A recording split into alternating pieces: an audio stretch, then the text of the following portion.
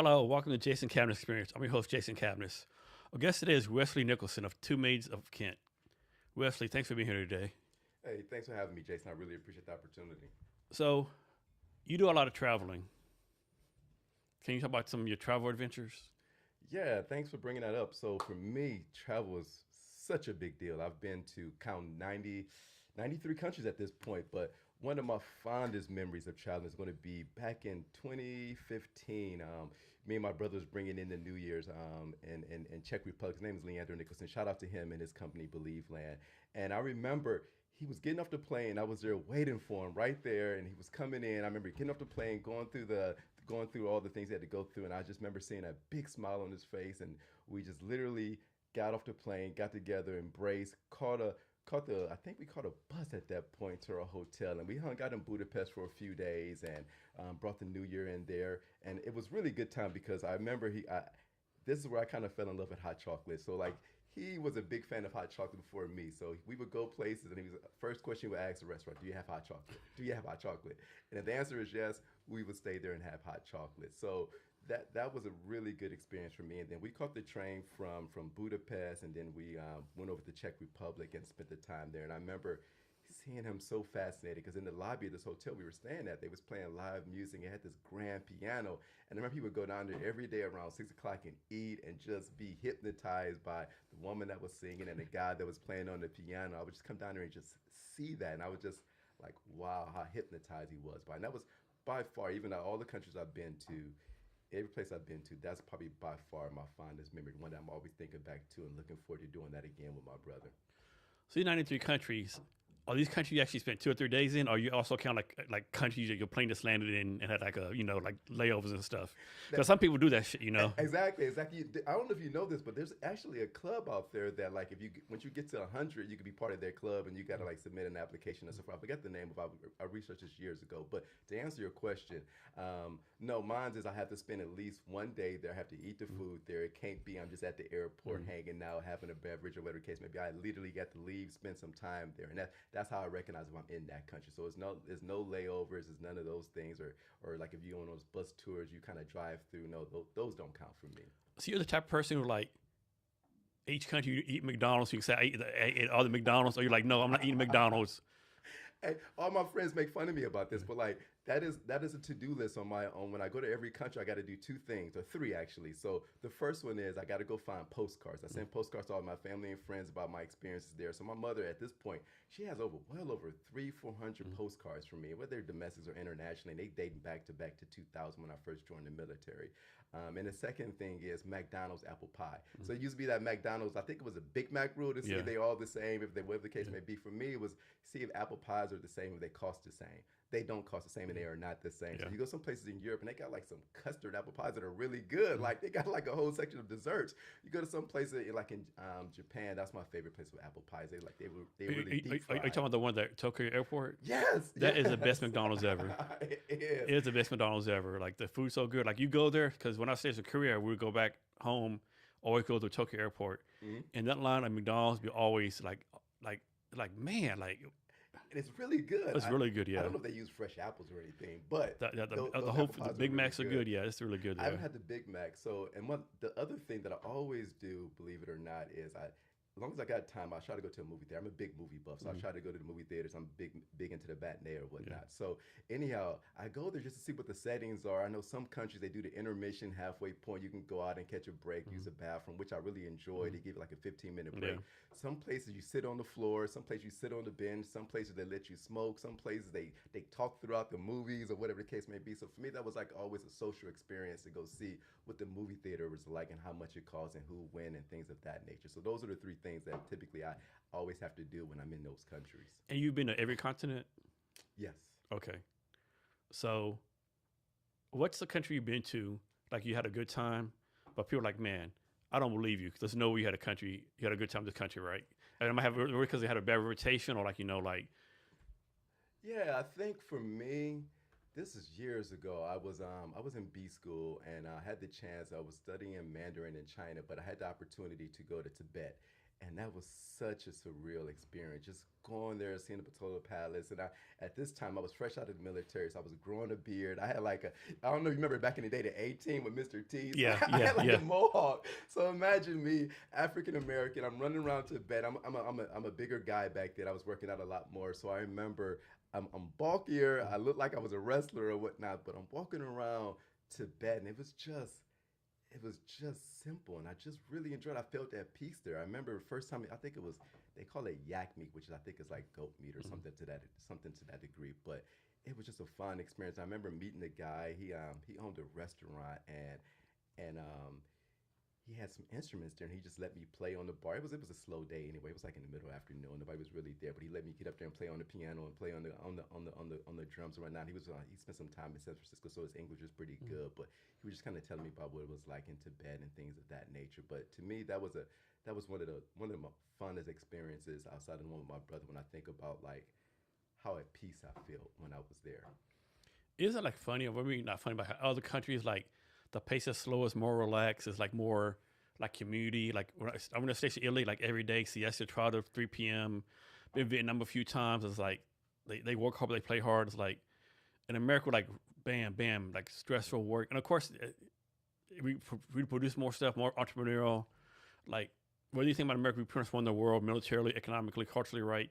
But there's a price for that, right? Like, do you want to be living in America, where it's like bam, bam, bam, or like go to a country like I don't know, like Montenegro, or Chile, was everything that's kind of more relaxed. It's everything has a payoff, right? Exactly. And I think that's like one of the reasons why I enjoy traveling because it gives me a chance, like, as you get to know me and other people know me already, I'm really about peace of mind. I'm really about owning my time. I'm really about being intentional. And when you go traveling, you get a chance to see things differently. So, for example, if I had a pen in my hand, and here in America, we might look at that pen and say it's a writing utensil. You go somewhere else, it might be a doorstop. You Mm-hmm. go somewhere else, it might be they take the pen out. It might be a medical instrument. It could be whatever the case may be. But for me, it's always been about going outside of the country and getting different perspective, getting different viewpoints, getting a different way of seeing life, or bringing other things back home that you can incorporate into your own life and find your own peace. So that's what it's always been about for me. So, of the 93 countries you've been to, so every country I've been to, this has yet to happen. I've never been to a country where I said, man, these people fucking suck. Or these people are rude. Or these people are like me, right? Have you had that experience in 93 countries? Had any country where like, man, I don't like these people? I haven't had that experience. I think for me, it's still difficult to travel in Africa. And it has nothing to do with the culture. It has anything. Maybe it's a little bit of the culture, but for me, it's about me. I'm a very punctual person. So if the flight says it's going to take off at 4 o'clock, I plan on that flight taking off at 4 o'clock. Yeah. Or if here in America, you go to McDonald's, you expect your meal to come to you in 3 minutes. That's not the case in Africa. No. So I wouldn't say I hate it. I Yeah. would just say my expectations and who I am as a person Yeah. was not aligned with how they operate and how they go about things. I remember like catching a flight. The flight was late. My luggage didn't show up on time. The tour started late, and I'm like literally just like, how how is this Like happening? how this continent operate? Yeah. Exactly, but they just live on their own time and it works for them. It's built into their culture. They all realize like, hey, yeah, we're gonna meet later today, but what time is unknown. And once you get into it, you're like, okay, I can flow with this. This makes sense. But like for me, when I first got there, it was just so hard because I'm being in the military. You're just Yeah. punctual. You're like, Just this needs to yeah. be done at this time. You're late if you're 5 minutes early, that kind of stuff. And I still live by those rules. Yeah, So it's, like it's if hard I'm to get over there. Yeah, I try.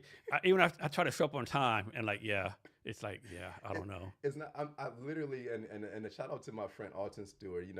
Owner of his franchise, 5 Star Bath Solution of King County. But he still gives me slack. Even me and his fiance, we go out and I give him slack about one time he was 3 minutes late, Mhm. right? And I'm like, dude, what I could have did with those 3 minutes? I know, And right? yeah, and he's a Navy guy too, so I've been giving him slack about it. But over time, I'm like, he was late last night, but I'm not going to comment on. He was 1 minute late. We met Yeah. up for to go action on downtown Seattle, and he was a minute late. He said he was on time, but I was like, no, you're a minute late. But I was like, I didn't say anything, but I'm like, I'm just trying to get better at Yeah, it is frustrating that. because in military, you used to be 10 minutes early. So like, you have an appointment with someone at 5 p.m. You go from 4:50 p.m. and they'll start at 5:10 p.m. Yes, And you're like, man, that's 20 minutes I wasted, right? I know exactly.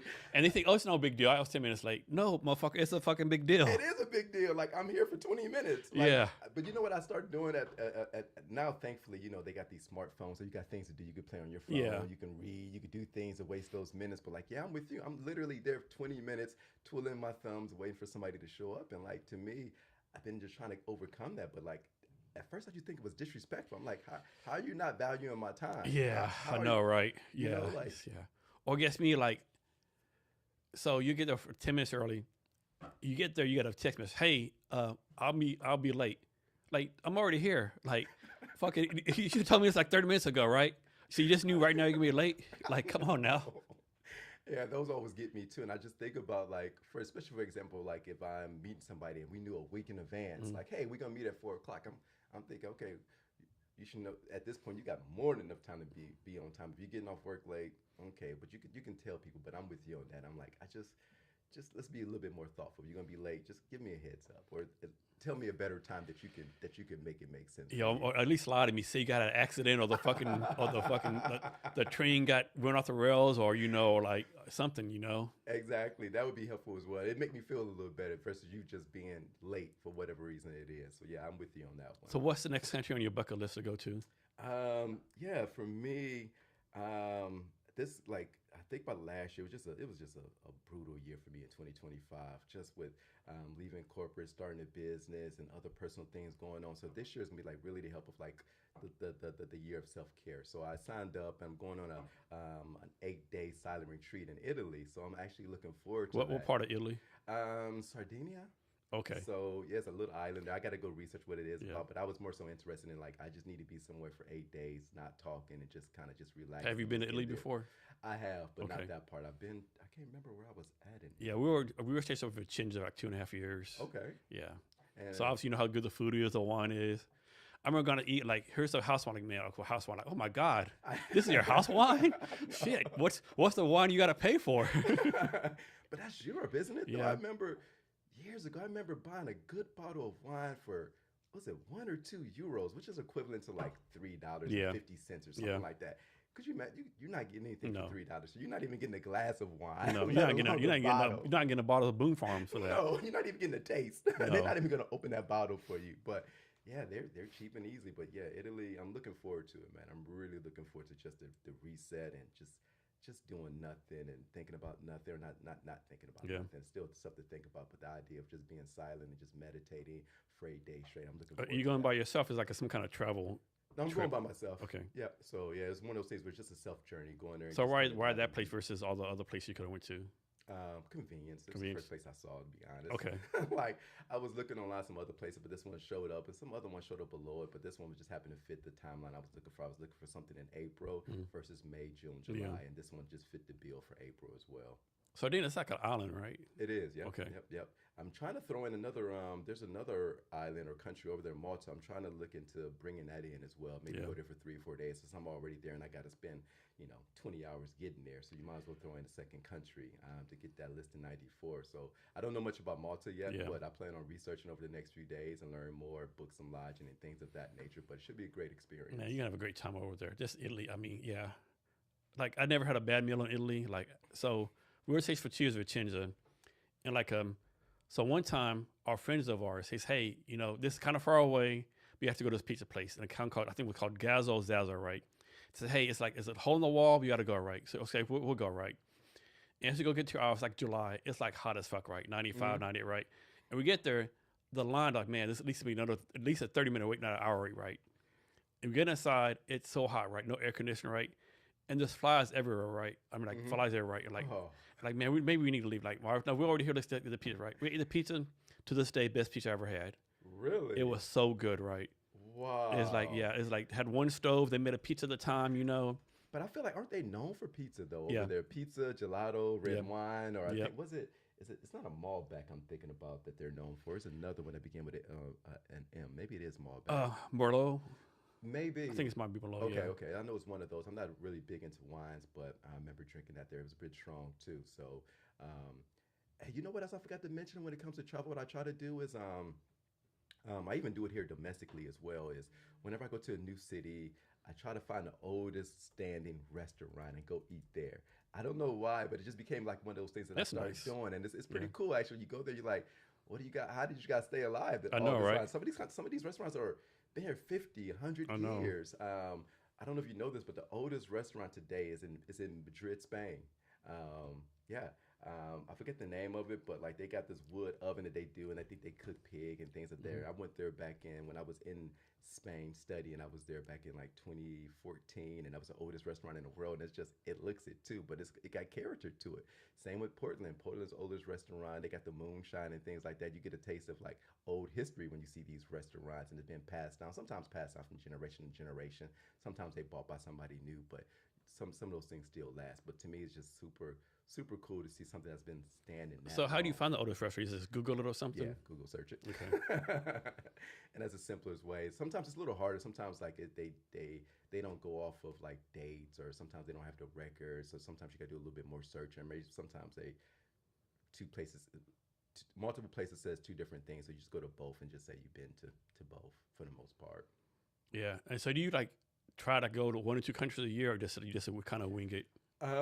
Actually, lately is now is one or two things that slowed down for me due to work and starting the business. But it used to be five. I was trying to go to five. I usually do some during the off season to keep the price down low where everybody else is kind of focused on getting their kids to school and things like that. So usually I'm doing a trip in like February, March when it's like low travel season. I'm doing another one typically in like around December, around my birthday, and then if I can fit one in around the summertime if I can. But typically I try to hit up five a year for the most part. So I'm guessing you have no empty space in your passport anymore. I got they offer the ones where you can expand them now. Yeah. So I end up getting that, but I got a recent one maybe 2-3 years ago. So I got some work to do. Yeah. Any favorite airlines? No, I'm usually just whoever's got the best time Deal, and the best deal. cheapest for real. Okay. Typically, and then I'm and all my friends they make fun of me. I'm very frugal, so I'm like I refuse to buy business class. I'm No. really just Okay, I'm sure you got fucking millions of airline miles. You probably first class every time you wanted to. to me I like. But like to me, it's like if I do that, that's only one trip. If I do economy, that's 3 trips. So that's 3 countries I can get to versus one. So it's always Yeah. been for me about quantity and being strategic. Yeah. I mean, you got to about it. spurge some once in a while on yourself, though. Yeah, but I usually do that sometimes in the and sometimes in a hotel, get Yeah. a nicer hotel or Okay. get a better meal. Just the flights. Being as a younger man, I have more energy. Maybe as I get older, I might have to splurge on like a Yeah. 12-hour flight. I might need a little bit more leg room. But we talking about a young 30-year-old me or late 20-year-old Yeah. me. No, I can sit in a regular seat and make that work. Yeah, that's true. So you also have a love of tea. I do. So, My man, so you're a good tea, memory. so you're a tea guy over coffee. I am. I don't even. My grandmother at a young age gave me some Black Folgers tea as a kid. It was absolutely disgusting. Yeah, Folgers coffee is disgusting. Yeah. I mean, and nothing against Folgers. I'm just not a coffee person. But I just remember as a imagine a 6, 7, 8-year-old drinking black coffee, just a sip of it. And that just turned me off for the rest of my life. That and bananas. As a Okay, kid. no bananas? No Okay. bananas. But for tea, I love afternoon teas. So you do like the whole almost like a ceremony thing for the Yeah. tea. They got a few places here in Seattle they Yeah. can go to in Victoria. They really up in Canada. They do a really good job of the afternoon teas or whatnot. Those Brits really got it right in the middle of the afternoon. They kind of just sit down, have a cup of tea and some cucumber sandwiches without the crust. Yeah. So So I'm guessing you do the hot tea versus the cold tea. I do. Cold tea. So no sweet sugar tea like we do down No, south. I can't do it. But hey, honestly, that sweet tea is really good It with is, some yeah. boiled peanuts. It is. Yeah, sweet tea is very good. Yeah. Yeah. So any favorite tea that you do, or it's like I'm guessing there's like all these different kind of teas, different companies, different brands. There's a lot of different teas. I think for me, I've been mostly on oolong teas. You got like High Phoenix. You got some ones out of Taiwan that's pretty good as High Mountain. But typically, I'm more of an oolong fan for the most part, and I can like really nerd into this. Like you got different temperatures. You got to steep it for a different time. Some you can steep longer and so forth. I really got into it, but I just enjoy it. And it's like just pure black tea, like you putting honey in it, lemon in it. No, the black teas, I usually won't touch it. I Okay. usually just kind of like keep them strong for the most part. Okay. But I think the biggest thing is for me when it comes to tea, it's not really just the taste. It's really, some of those Asian cultures, they got these little small, like similar to your cups here. So you drink tea out of these small cups and it just makes you focus on just drinking the tea and Yeah. just calms you down and just relaxes you. So in the middle of the afternoon, I'm just, pouring a small cup of tea and you just in your thoughts, you Yeah. just taking a break. And I think that's what really grew on me. It's not really necessarily just drinking tea. It's really just the technique of it, taking your time to steep it for 4 minutes and setting a timer and actually, being intentional about it. Mm. And I think that's what got me to drinking And you more like tea. drink tea the same time every day? Like you have the schedule that you like pretty much stay to? That's that military in me. So Yeah. I'll get up and make some tea Yeah. and so forth and so on. Same thing in the afternoon is usually around the same time. Okay. And so you were in the Navy, correct? I was. And how long were you in? I was in a good wholesome 12 years, my Yeah. man. 12 years. And what is your job in the military, in the Navy? I did a lot of different things. So I started off as a firefighter on a ship called USS Blue Ridge, and there you just kind of train and Yeah. do maintenance and things of that nature. But it was a good learning experience. I thought I wanted like when I got out of there, I thought I was gonna get out after 4 years, but I Yeah. ended up staying in longer. I thought I was gonna be one of those. I forgot the name of them. The people that jump out of or those hot shots or something. I saw a movie about those guys that go fight those forest fires. I wanted to be those when I was in my young 20s, but never got around to it. But and then I did some recruiting duty back home in Cleveland, Ohio. That was really good. I think even to this day, changing people's lives. Like I imagine like a young me or maybe even a young you. I'm not sure what your experiences were before you joined the military, but when I was getting out of high school, I didn't know what I wanted to do. I didn't know if I wanted to go to college. I didn't know if I wanted to join the job force or do those things. So the military was a good way for me to take a pause and get some discipline and see the world. Then the last 4 years, I was what they call as a career counselor. You sit down with people and talk about what their career changes are. They want to stay in, get out. And I did some other collateral duties in terms of like being a drug and alcohol abuse counselor, physical fitness and finance and things of that nature. So it kind of made me a bit more well-rounded and having those difficult conversations with people and helping them get out of their own way to become successful. So you're born and raised in Cleveland? I am. You're a big Cleveland sports fan? I don't watch too much sports, believe it or No. not. But if you ask me, I'm a diehard Cleveland Browns fan. Man, like, I know. like I'm a Cowboy fan. We haven't done it in 30 years, man. It must kind of suck to be a Brown fan sometime, right? It does. It I mean, the does. shit they do, right? I mean, like, y'all had Baker Mayfield. He won a playoff game for y'all. Y'all kicked him the fuck out, Signed Deshaun Watson's multi-billion-dollar contract. Mm-hmm. It's like, yeah, I don't know, right? And then, like, y'all draft Dylan Gabriel and then Shadur Sanders. I mean, he had to know, like, if you draft Shadur Sanders, all the stuff that goes on with him, right? Mm-hmm. And then, like, I guess y'all hired a new coach, and, like, they're getting blasted on TV because, like, he's like, so, like, I'm not saying unqualified, but, like, there's so many more better coaches than this guy, right? Yeah, I didn't really keep up with the personnel changes they had. I think I just really tuned in when they were playing against the Seahawks. Yeah. Because my brother Daryl, he made a bet and he lost. He ended up buying me a nice, expensive Cleveland Browns Chubbs back when he the running back jersey. So that's probably the only time I really pay attention to them. And Yeah. obviously I pay attention to the Super Bowl and Yeah. big events like the Seahawks when they won and seeing that stadium just blow up when Yeah. when they score and when they win. It's just Yeah. really amazing to kind of be part of that energy. I remember I went to go spend time with Eddie Lincoln, him and his family, and watch the last game. And I remember when I was leaving there going home, and like it was this guy on the freeway sitting outside of his passenger car waving a Seahawks fan at night. And I'm like, this is insane. Like on the freeway doing 55 miles an hour. And Yeah. I'm behind him like, this is insane. But I love the energy that I that know, it brings yeah, to the I town. know. Did you see when they played the 49ers in the playoffs and that one guy opened kickoff? Man, that place is so fucking electric. Like, I love it. The energy behind it. So I absolutely love it. I'm really happy for and I'm not a Seattle native, obviously, but Yeah. I'm really happy for the city. I'm really happy that, it's bringing business here, is bringing the best out of people, get them something to talk about, get them something to kind of be excited about with the new game and things of that nature. So I think it's really good for the city. yeah. How about basketball? Are you a Cavaliers fan or another team? I never really been a Cavaliers fan. I've been more so about the players. Somebody's gonna take your Cleveland No. card away. Yeah, they are. Yeah, they are. Obviously, I'm a LeBron fan. I love LeBron James for what he does on and off the court. Do you see the highlights from the game last night, Lakers and Cleveland? I saw bits and pieces of it. I was playing. I was acting with my friends, so I only saw bits and pieces of it. Yes. So I saw a little bit of it. So they did not a the whole tribute game. video. He like broke down crying and stuff, Really? Yeah, they did a tribute video of when he I guess he scored 25 points against Boston one time in the playoffs. They showed that he just started crying. Yeah. Yeah, they think it's the last game in Cleveland because the age and stuff, but who knows, right? And shout out to him. I mean, I never met him, don't know him personally, probably never meet him, but shout out to what he does. Him and other Oh people man, he's like such. him. I don't care what you say about who's the greatest player or whatever. Like he's just a great person, right? The stuff he does off court, the schools, the much Hmm. stuff he does. Yeah, like And I can only imagine there's things that we just don't know in yeah, the we don't public know. that he does, Yeah, that he just does anonymously. So kudos to him. But getting back, so I grew up, I'm big into point guards. So I grew up watching Allen Iverson and that killer yeah, crossover and Tim Hardaway back yeah. in the Oh, day. I forgot about Tim Hardaway. Oh Yeah, man, he had a killer crossover. So I've been more so about watching guards play. yeah, Even now, when I watch basketball, I'm really watching particular players. So yeah. like Steph Curry, he like the way he changed the game with those I three know. Yeah, pointers. It's insane, man. man, that performance he had against France in the Olympics last time, man, that's been an all time great performance, right? Oh, The Curry named the devil named Curry.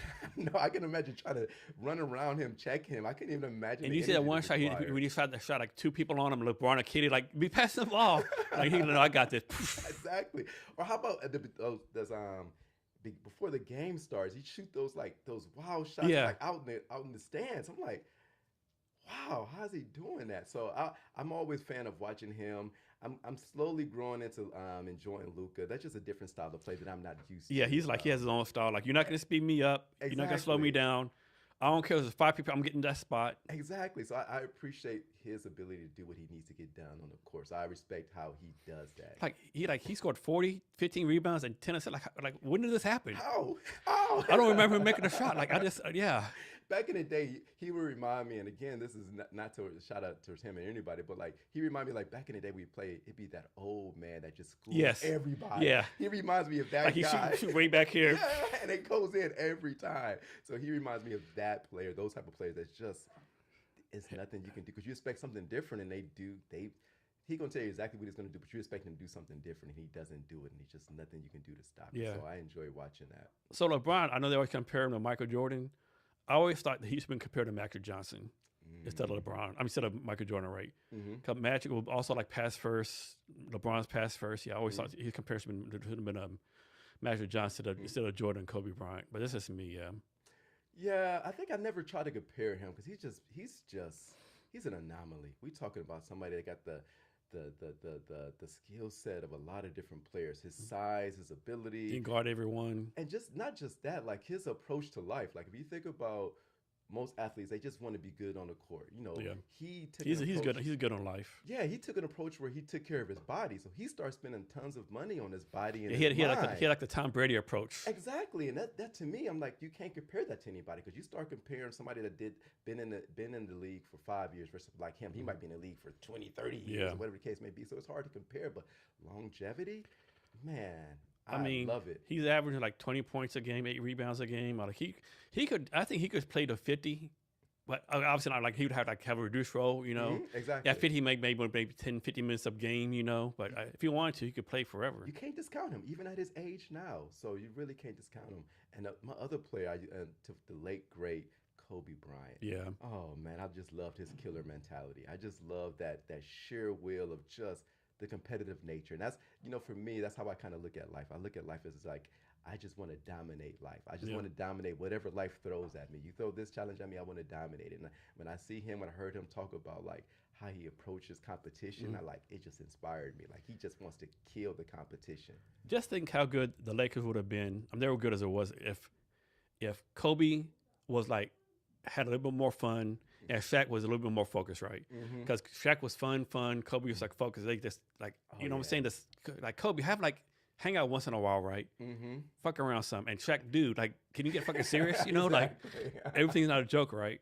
It would have been so great, but you're absolutely right. But like, I can imagine like you're not taking out of Kobe.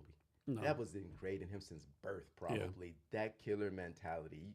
I think he won with that, right? I You don't, think- yeah. I think if he tried to go to counsel, he wasn't getting that out of him. Like No. it just wasn't him. I remember hearing stories about like he would tell people like, "Hey, I'll meet you tonight, but we got to go practice." Yeah, I remember in that the story, morning." yeah. I'm like, Yeah.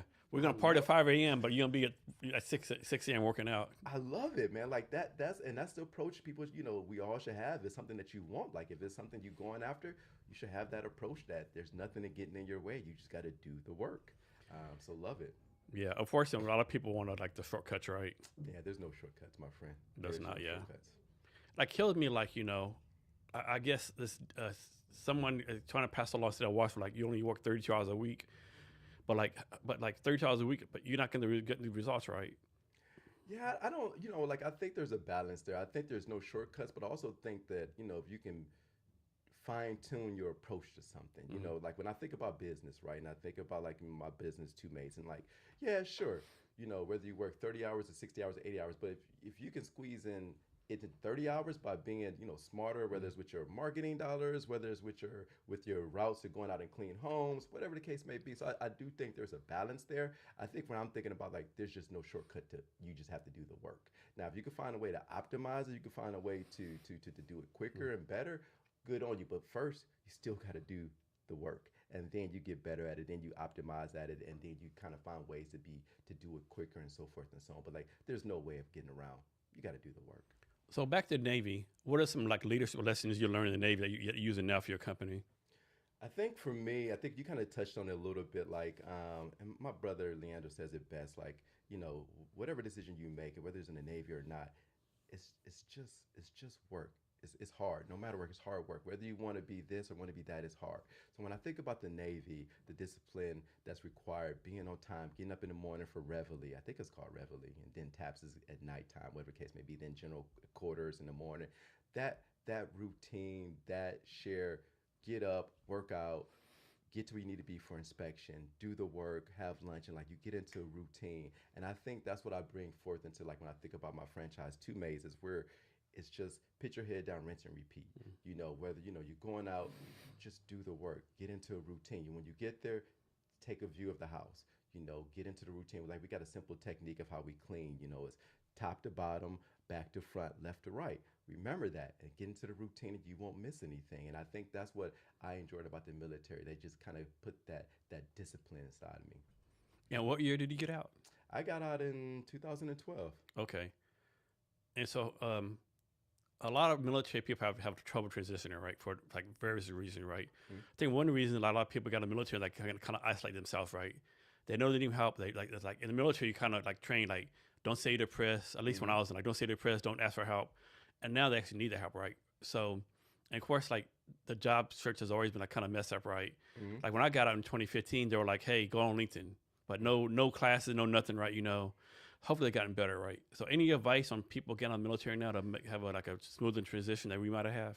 Yeah, I think the biggest thing when I look back on my transition, I wouldn't say it was a great one or a bad one or anything of that nature. Is you have to have a plan. You have to ask for help. You know, and the second part of that is really important. Asking for help. None of us know it all. This is whether you believe life is a solo sport or not. That's your own perspective. But ask for help. Ask for get feedback. Put yourself out there. If you say, hey, when I get out of the Navy, I'm going to be the president. Okay, cool, great. Go ask some politicians what did they do to get into politics. Go ask somebody that's doing that work, or if you got some other buddies, ask them. Make sure that because we all sometimes get stuck in our head. You think you're going to get out and you're going to do all these great things, and you are, but you need to ask for help. You need to ask, how do you go about this? How what's the best approach to this? And I think for me is really have a plan and ask for help. Yeah, I think one thing a lot of veterans struggle with is just my opinion. Like in the military, they're pretty much like PT 630, work 9 o'clock. They're like you pretty much like told what to do all the time, right? Mm-hmm. Generally, right? You get out, no one's helping you move. There's no structure. Yeah, like I also in the military, like hey soldier, do this Excel spreadsheet for me, right? Mm-hmm. That ain't shit happening now. It's like it's all you, right? There's You have to do it. And that's what I mean, like have a plan. You got to sit down so you can execute. When I think about military members, they're the best in the world at execute. Mm-hmm. You say, hey, there's a hill, take the hill. They're going to find a way to take that hill, whatever it is. Mm-hmm. When I was in the Navy, we have like these working parties and like you get it done. And the commander will say, hey, we just need this done. Mm-hmm. Somebody's in charge and like, hey, they have an idea, but they know how to execute. So you got those skill sets, you have to take that and you have to execute. So when you get out, you need to look for a job. Guess what? Make sure you put time and you set your schedule from 7 a.m. to noon. You're going to look for a job and put in applications. From noon to whatever time to 5 o'clock, you're going to go networking. And you stick to your plan, stick to your routine, and stick to the things that you've already been accustomed to for the last 4 or 6, whatever the amount of years they are. So one Chris, I do have a lot of veterans. I think a lot of veterans have this attitude. It's like, I served my country for 4 years. The country owes me something, right? The country owes me a job. And I just think that's the wrong attitude to have. Hey, I'm with you on that one. Like, I can't even, that's the wrong attitude to have in life in general. Nobody owes you anything, like, especially when I think about the Navy, I'm a fair person. The Navy paid you. You got benefits to go back to school and things of that nature. I'm not saying it's going to be easy. I'm not saying it's going to be hard. But what I'm merely saying is you're given a set of tools that you can go be successful. It's on you. They gave you everything that you need. You already had that. You already had you got the discipline. You got out with an honorable discharge. You got a job, an MOS, whatever that is. The rest is on you. You got to go out there and perform. No different than guess what? When you're in the Navy or in the Army, if you wanted to get promoted, you had to compete. Yeah. You get out here into the civilian world, you have to compete just on a larger scale. But don't be afraid of it. It's nothing to be afraid of. It's just work. Put your head down, do the work, and you're going to be just fine. So two more things. First thing is, I'm assuming the Navy is just like the Army for this, right? I don't think most people in America don't realize how diverse the military is, right? I think this a stereotype is all white, like rednecks and stuff like that. But like, I know the Army is like pretty fucking diverse. I work with people all countries, all colors. I don't think the military gets enough credit for being as diverse as it is. Oh my God, it's so diverse. I just remember so growing up in Cleveland, obviously, we got black, whites, you got some Asians, you got some. I really didn't see Filipinos. I didn't see a lot of different other Asians until I joined into the military, and you saw them. I'm like, where did you come from? What is this meal that we're having? What is this language that you're speaking, or whatever the case may be? But it's so diverse. There's so many different cultures. Even if you got, let's say, for example, Caucasians, there's diversity there. A Caucasian from Texas is very different from one in New York. African American from Seattle is going to be very different from one in Cleveland, Ohio. And you get to see a lot of breadth and things of that nature. But if you just talk about just nationality and race, it's very diverse, very diverse. Another thing, like I know in the Army, like another thing that they don't credit for is like professional development, right? Like in the Army, like if you're E4, you get up in front of fucking people and you give them a class, right? I don't care if you're scared of public speaking. Like everyone, you're gonna get up in front and give a class on something, right? Mm-hmm. Exactly. That's the same experience I had as well. I remember as a firefighter, you had to get out and train. And to your point, I was a E4, and you have senior people that's an E6, E7, and you have to take charge. My job was being a firefighter. My job was to train. So, rank went aside. We're here to do a job. I'm here to train you. I'm here to teach you. And I think those are some of the benefits too that we don't talk about in terms of in the military. It's that leadership. You getting out there and you taking charge of things, and they do it the best.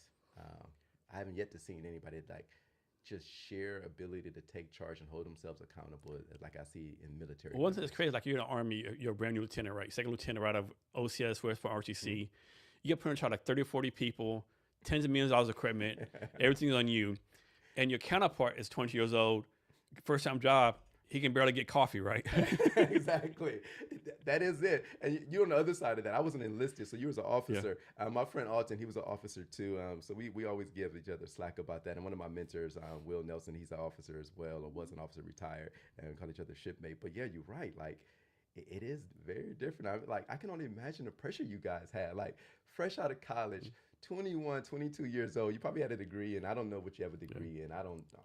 Journalism or something like that, but you were in charge of steering this ship that's worth millions, if not billions of dollars, and thousands of people to make sure it doesn't crash. Like, that is a sheer level of responsibility you may not never ever get again in life. It's just really hard. You'd be hard pressed to find somebody that's responsible for millions of dollars of equipment or billions of dollars of equipment, and you and people like you would have had it at the age of 22. Yeah.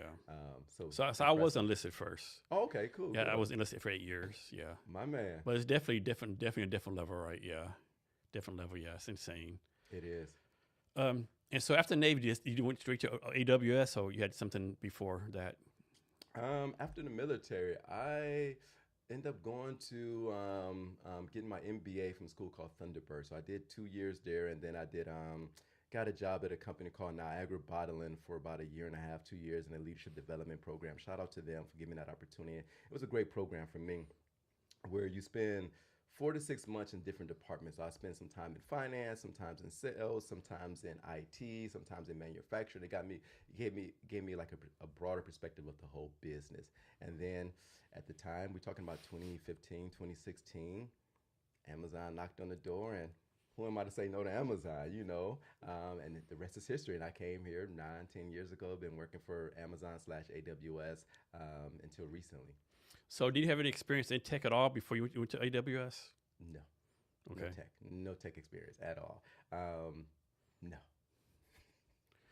And so what did you do at AWS? What I did, I no longer work at AWS. My last day, I was laid off back in October, so my last day was Monday. Okay. Still going through that process, but I had a lot of different jobs with AWS, so a lot of it kind of pulled from my skills in the military in terms of being a manager. So had a lot of manager, led leadership roles within AWS. So at one point I was working in their ads teams, working with partners to kind of improve their ads and how they go about Amazon.com. At one point I was working with a team called Edge, and it was kind of more so like you think about CloudFront. You think about like if you post something in the cloud here, how it get from the cloud to your laptop or your phone, and it was CDN. And I worked for them for about 5 years, managing their renewals and sales and things of that nature. So I did a lot of different jobs within AWS over the last 10 years or so. Oh wow, 10 years. Yeah, 9 going on 9.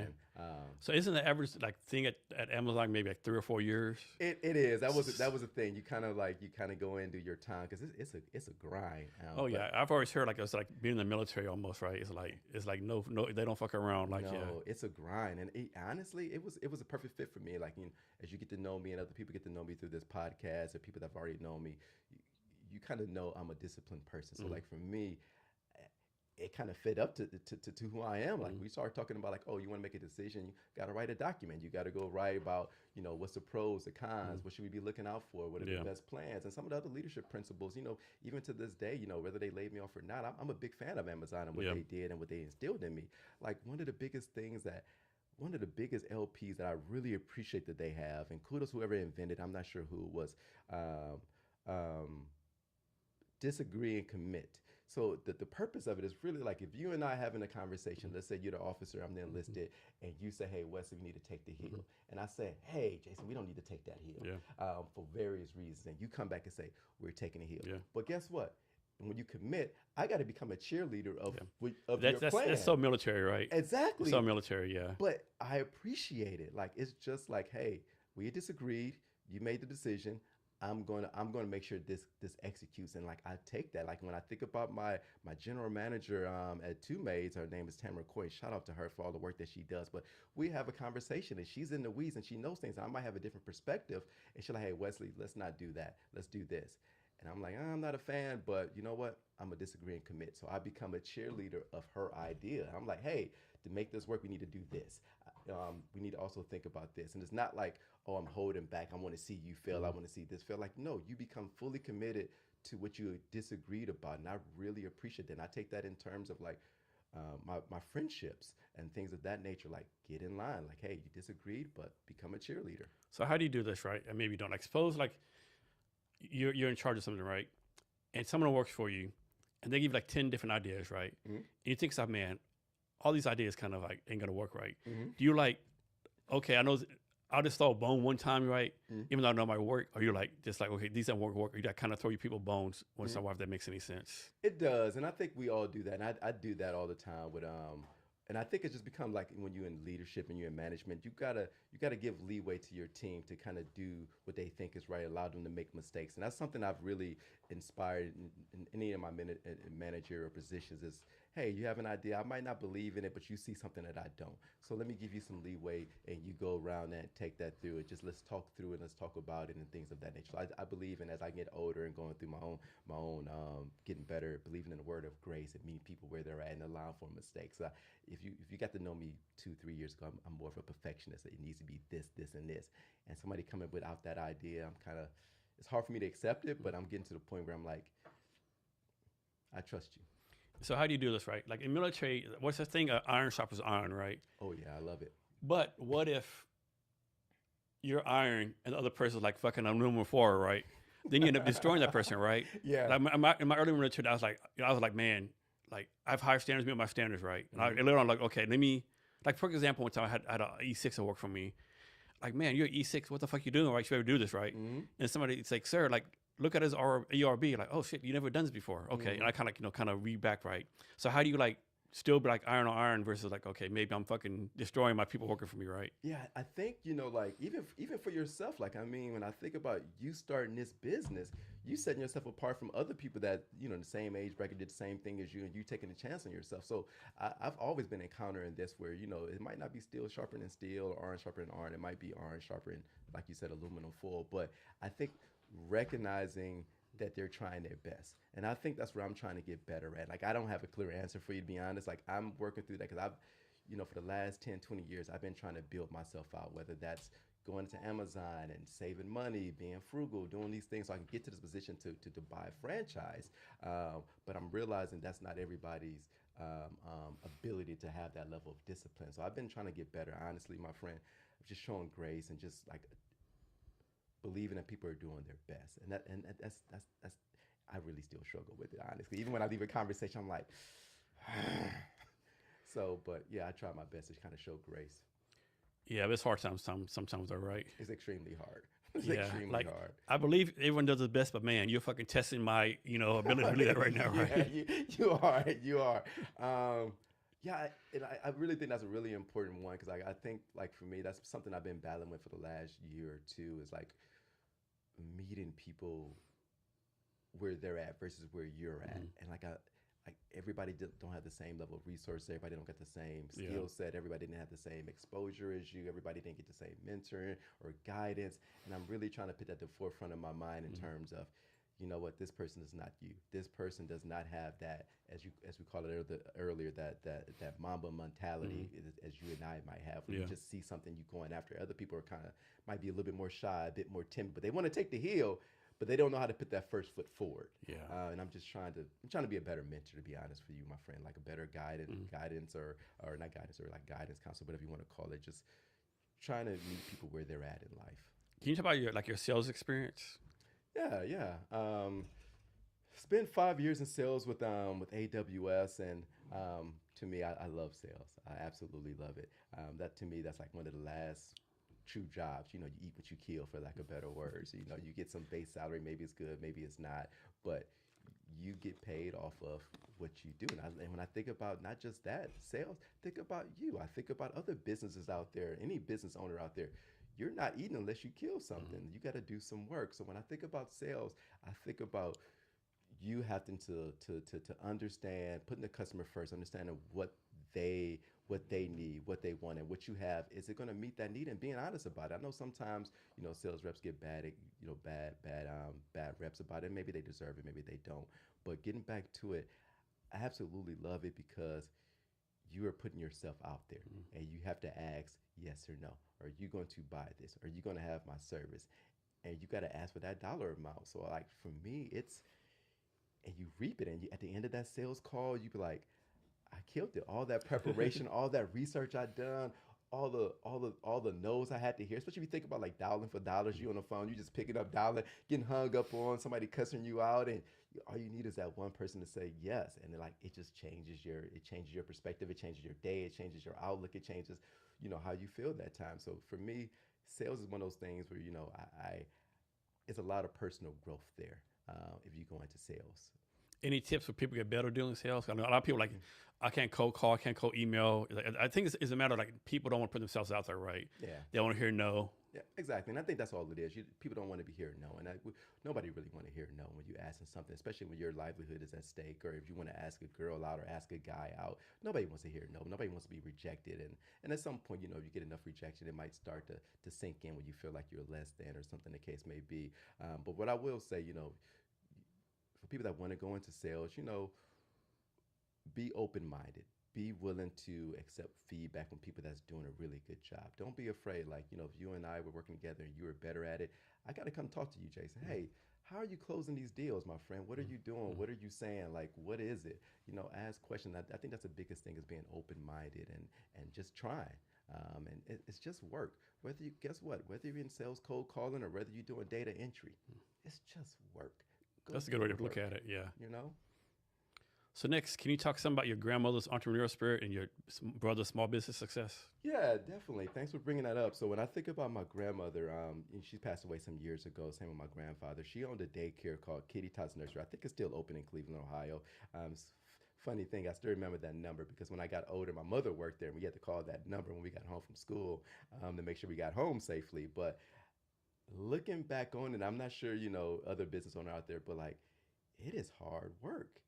It might look easy. You might see that business owner with his feet popped up, but I assure you, that brain is just spinning with ideas, spinning with how I'm going to get payroll, how I'm going to get marketing out there, how I'm going to pay the rent here, and things of that nature. So I think about my grandmother, and she had 3 daughters, and then 2 grandkids, and then holding down the business, and whether it's making sure you got the right level of insurance, making sure you got the right staffing and things of that nature, and it's a full-time job. It's more than that. 'Cause like you think about it when you're off work, you at home, you thinking about it. You thinking about when you go into your business the next day, is it still going to be there and so forth. You thinking about, right now you think about your negative Google review when somebody leaves a 1-star Google review on your business.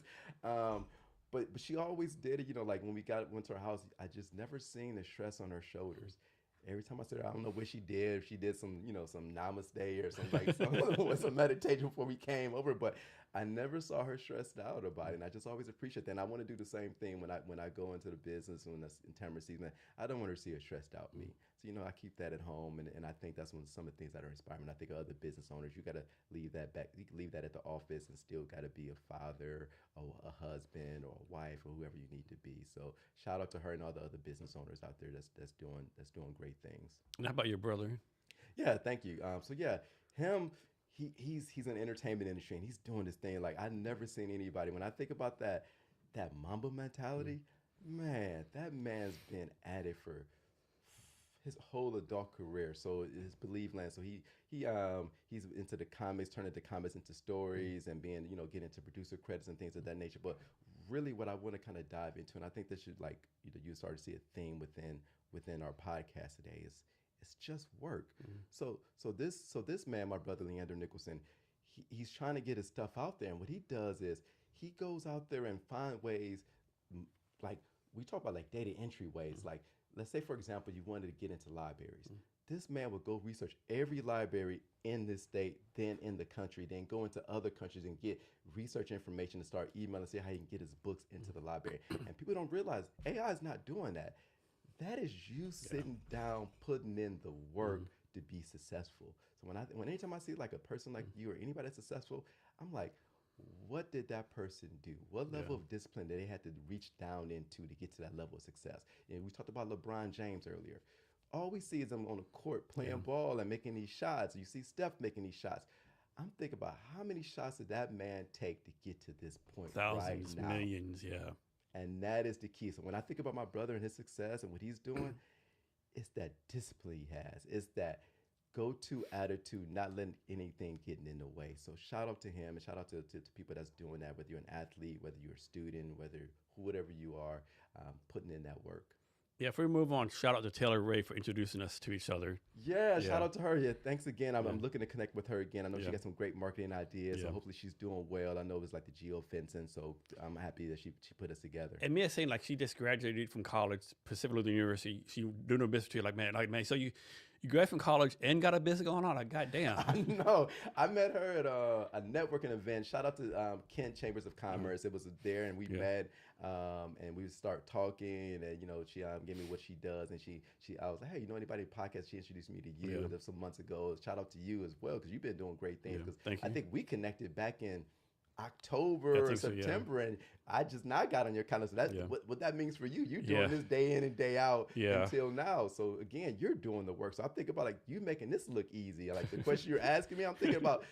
You at home at night thinking about like, hey, how do I get this person to go here? How do I get this person to stay away from here? And like, nobody's thinking about that. People's like, oh, this is, and keep in mind, this is one take. We're not doing this like stop, go. No, this no, is one take. Like people don't realize like how I operate. Like I ask you a question, right?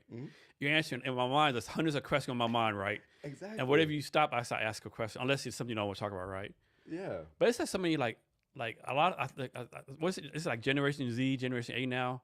Like, all these generations that kind of get shit on, but man, they're doing great things, right? Taylor Ray's doing stuff. Had this one young lady come to the podcast maybe a month or two ago, Eleanor Knight, right? So she came to the podcast, and she finished third in the World Kayaking Championships like 2 years ago. Just graduated University of Washington, and got accepted to the University of Washington Law School, right? And she turned 19 the week after the podcast. Wow. And she thinks she's behind. And she's like, no, Jason, I'm so behind. Like, I'm not doing enough. But but you know what? Honestly, about that, Jason, like if you talk to anybody similar to you or myself or anybody, They think that we think we're we behind. think we're behind. Yeah, I We think the think we're same thing. behind. Yeah, I think the same thing. Like you can make me a billionaire right now, and I'm like, man, I'm poor. yeah, You know, and like billions is a lot of yeah, money. A thousand's a lot of money, but people like that, we think we're behind the curve. We think we're not doing enough. We think somebody else is out there doing yeah. twice as much. I'm thinking she's 22 and 3. Like, 19? and to make it worse or better, at the age of 15, and she still has a business. At age of 15, she started a business. She runs all the swimming pools, lifeguards in the city of Kirtland. Oh wow! Shout out to her. Yeah, I'm looking forward to future success for that. Like, yeah, but it's that work ethic. yeah. But then it makes you like even have more motivation yourself, right? Like, damn. At least for me, it motivates me even more. Like, man, and it's not like I can go back to 19. Yeah. But it's. I was motivating 19. I to was see. fucking smoking dope, doing stupid shit. Like, At you 19, know. I just got into the military. I think at that point I was a vegetarian because I lost a bet in culinary school. Funny story. I literally it was me and I think an old friend of mine's, Dewan. We still chat. He ended up joining the Air Force, but we was workout buddies back then. I remember he was some about a class. He was like, "Hey man, if you do this, you can't eat meat for a week." And this is back in the and what made it so important is like in culinary school, they have these courses. One is soups, one is like foundation. Where you got to learn about the different bases of soups and things of that nature. And there's a pastry class or baking class, but there's one called meats and seafoods. Obviously, you got to taste the meat and make sure you know what you're cooking or whatnot. So this is a big deal. So you tell me I can't cook, I can't eat meat for a week, and I got finals coming up within the week. So I lost the bet. And long story short, I ended up being a vegetarian for like 5 years, man. It was just crazy to think about. I haven't thought about that in years. But yeah, I remember going to boot camp as a vegetarian, eating peanut butter and jelly sandwiches majority of Do the you still time. do a lot of cooking? Nah, it just didn't have the same appeal. And I got my love from my grandmother Yeah. in cooking, and I thought I wanted to be a chef. And one of those things, you can't always turn a passion into a career. It's just some things are just meant to be Yeah. doing out of love, not meant for you to go do 9 to 5. And I learned that the hard way. Went to school for, ended up cooking for the Cleveland Indians at the time. They called the Guardians, the Levy restaurants. Fun experience, again, the hard work of prepping and being a 19 or 18-year-old cutting fish for 8 hours a day. Then you got to go on a date with this hot girl, and you smell like seafood. You got to learn these tricks of cleaning yourself with lemon juice and things of that nature at that young age. So, yeah, man, vegetarian for 5 years. I forgot about that. Man. So let's talk about the transition from AWS to your current company. Was it like you've been thinking about starting a Two Maids company for like 3 or 4 years, and then the opportunity came, or was it like, I'm getting laid off, I need to come up with an idea to start my own business? No, I didn't think about the laid off part. That came after the fact. So as I'm mapping out my life, I'm like, okay, I did 10 years in the Navy. I did 10 years in corporate. Now I'm gonna do 10 years as a business owner. And I think the next avenue for me is gonna be something in nonprofit or some type of professor or something of that nature. So I just want to be like, when I get to 65, my friend, I'm sitting down, checking out the sunset, sunrise. I just want to look. Are back you sure at a lot about of that? memories. Sure about which part? Retiring at 65. Probably not. Let's call it maybe 75 or something of that nature. Have you heard of the term called 10 toes up? No, I haven't. 10 toes up, you're going to work until you're 10 toes up in the grave. Like, work till the last day. I can see that. Yeah. I can see that. Yeah, but when I get to that point, my friend, I want to look back on a life of just not doing the same job, doing a lot of different things. But to get back to your point, so the comment you made earlier was really important. I think this is like shout out to your subscribers as well as iron sharpens iron. So when I got here in Seattle, that's when I met Alton Stewart and Eddie Lincoln. And these are people that I've been talking to every weekend. We get together and we talk about money, we talk about career, we talk about life. So we go back to about 2021, 2022. Me and Alton, we start talking about what else should we be doing? What else can we be doing to talk about passive income and things of that nature? So we started thinking about franchises. So, I landed on Two Maids, but well before Two Maids, I was searching for a franchise for about a year and a half before I got to Two Maids. So, it took me 10, 20 years to save enough money to buy into the franchise and get the skill set, get the confidence, put yourself out there and take the risk. Because again, this is your livelihood and you're taking out a big loan and you hope it goes positive, but it can go negative and, really impact you. But man, back in 2021, I remember I was looking at Fetch. I was looking at a gym. I was looking at parking lots. I was looking at closets. I was looking at healthcare, health services, a lot of different franchises I was like looking at the time. But as I got closer to when I finally realized I wanted to do Two Maids, is I was thinking about what made sense for me as a person, and I think about peace of mind. And as I got my house cleaner, and I remember coming back home from those long days at Amazon and my house being clean, and I was able to just to sit down, pop my feet up, and relax. And I want to give that back to people as well. Like, I think about as a single male, I didn't have the same struggles or same concerns as someone that has a family and they both parents are working, they got two young kids or one young kids and a pet or parents. Like they don't have the time to clean. So I wanted to give back to that. So that's what Two Mates came into place for me. How does this work, right? Like, I'm guessing you have to, like how many people you have working for you right now? I have six. Six. So Yeah. I'm guessing you have to get background checks on them, to have to get bonded. Let's talk about like safety and all that kind of stuff. Yeah, thank you for bringing that up. So, shout out again to Two Maids. They've been doing their thing since 2003. We got over 70 franchisees operating over 100 markets, and we opened up in May of 2015. So one of the things when you think about house cleaners, the point you brought up is we do background checks on all our employees. So you go through, you do city, state, and federal to make sure that people that's going to your homes that don't have any criminal records, and whatever case may be. And then to your other point, what's really important to me is when I think about we all love our mom and pa's, and they're not bonded, whatever the case may be. But when I think about those franchises or the big companies, they have a reputation to maintain. They have to make sure that those lawsuits are not coming to them.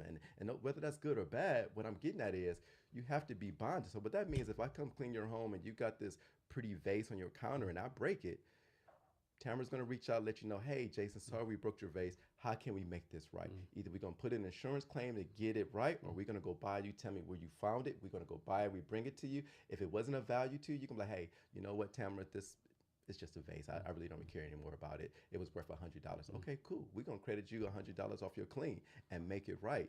And I think those one of some of the things that's important. It's no different when I think of, again, I'm not here to give shout out to Amazon, but think about when you order something from Amazon, you doing it with the idea that you can buy it and you can give it back free of charge and get your money back. And I think that's when I think about like our house cleaning service is reputable, where if something happened, we're gonna make it right, and you got that peace of mind when we come into your home. And so in your clean houses, are the maids in there by themselves, or the people own the house actually there also? It's a bit of both. So sometimes people are going out, they leave us keys. Some people are like, they give us the keys and we got them stored away. We locked them up and so forth and so on. Some people give us codes to their smart keys, or some people are home when they do it, or sometimes their kids are home. So it's a matter of what people are at in their lives, how comfortable they are, what they got going on. But eventually, most of them probably usually move towards, they don't want to be in the house when somebody's clean, so they might go down the street, have a coffee or some cake. So how does it work? Like someone comes to you and say, I want you to clean my house, but man, I'm just not comfortable not being there, right? Like, how does that work? Well, they tell us what time they want us to be there. Okay. Like, for example, let's say you're a customer and you come and say, Tamara, I want you guys to come clean our house next Monday from 8 to 11, and you're going to be home. Cool, great. We show up there and we start at the top. Maybe you got 3 floors, and we start on the third floor. You stay on the first floor, get out of the way. We come to the second floor. You still on the first floor. You come to the first floor. You move up to the second floor. So it's a matter of where people are comfortable, what they got going on.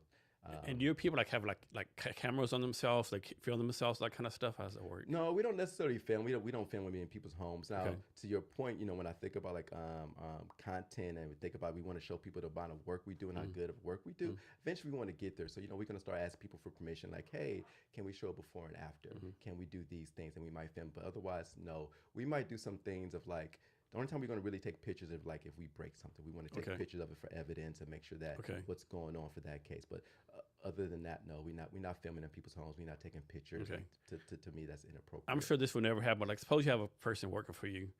They work for you, say, like 10 years, right? Everyone has like great reviews. This person, the best of the best. And you send them to a new house, right? And the first day, that new house owner says, hey, like, what's going on? This person like drunk my beer, stepped on my bed, like, so you're like, man, there's no fucking way this person did this, right? Yeah. Like, how would you handle that? We're gonna take the side of the customer. What we would do is make that right, and we just wouldn't send that same person there again, for the most part. And we would talk to the person, hey, what's going on? Have the conversation. They might say, "Yeah, I couldn't help it, man. Some good bourbon. I Yeah. had to take it Yeah. out." I'm like, "Hey, we can't do that, and we're gonna have to let that person go, especially if they admit to and they Yeah. did it and I mean, things what of if they that didn't do nature." it right? Um, And this customer has made some shit up, you know? yeah, in that case, we usually just don't send them to that. We won't send them back to that Okay. house. And then obviously we're gonna take note of that. Let's say, for example, we got to still protect our people as Yeah. well. Yeah. So like, and I keep picking on you and I'm not picking on you, Yeah. but like we go there and you say, "Hey man, Wesley came in my house and he drank all my bourbon." Yeah. All right, fine. All Yeah. right, get it. We bought you bourbon again. Yeah. We come back out. Next time there's Tamara comes and clean your Yeah. home and you call us back. Tamara drank all my bourbon. We like, "Hey, you know Yeah. what, Jason? Yeah. We Maybe can't you need keep to hide your bourbon. yeah, you need to hide your bourbon or we can't be our customer anymore because like something's not right here." Yeah. Like so that's what we start taking a look at. I think my fear, if I was like a maid, my fear would be like, yeah, I'm cleaning this person's house. How do I know I'm not going to be accused of doing something right? Mm-hmm. I think that'd be my biggest fear is being a maid, right? Surprisingly, we've been in business since May. We That hasn't really been an issue. Like Mm-hmm. I think as much as negativity we see in the world, we hear all these things of fraud and so forth. Mm-hmm. But for all intent and purposes, what I'm coming to learn is people are pretty honest about Yeah. most things. People are Yeah. like they're not making things up. They got other things to do. Like you talk about like even for you, I don't know what you got going on at home, but like you, this is not really that important to Yeah. you. So like we're not really getting that for the most Okay. part. Um, so define exceptional cleaning services. Define. So I think that's a good one. I'm going to define it for me how this is well for me. Um, I look at it as a company that's reputable that I know have an online presence that they have something to lose. I look for transparency. Like like if you go looking for a house cleaning service, everybody want to get you on the phone and talk to you, build rapport, do these things before they quote you or whatnot. That's not us. You go online, you can put in your information, the price is going to be there. You like what you see, you call us. And that's one of the things for exceptional. And we get into the house and we have people that obviously know how to clean because they spend 2 weeks during our training process where we got that technique where I talked about earlier and we're not missing spots. We sending two people out there. So like if you and I go clean a home, I'm checking your work, you're checking mine because the review that the client gives us impacts both of us. So you might work on the primary bedroom and I might work on the kids' bedroom. But guess what? At the end of it, if you mess up, it's a hit on both of us. So like, having that in the background to incentivize the cleaners to do really good work. And the last thing is really coming home and like they paid attention to what was important to me. So like I'm a stickler for dust. I just hate seeing dust in my house. So, when you put that out to the cleaners like, hey, I don't want to see dust in these areas. Getting that stuff done and paying attention to those details. And lastly, what we talked about earlier is just coming home and the house looks and smell clean. I could just sit down on my couch and just relax and just be at peace. So to me, that's an exceptional service from beginning to end. To we leave little thank you notes saying thank you or any other tips or things of that nature. To me, and it's just easy booking as well. You could do it online. You could reschedule online. To me, that's exceptional. That's what we come to use when we think about technology. Remember back in the day, you had to call a taxi to come get you. Yeah. Now you got an app and you hold up, hey, color blue, your color is blue. You're my person. They say, hey, are you Wesley? Yeah, I'm Wesley. You get in the car or whatnot. So that's what technology is providing, and I like that.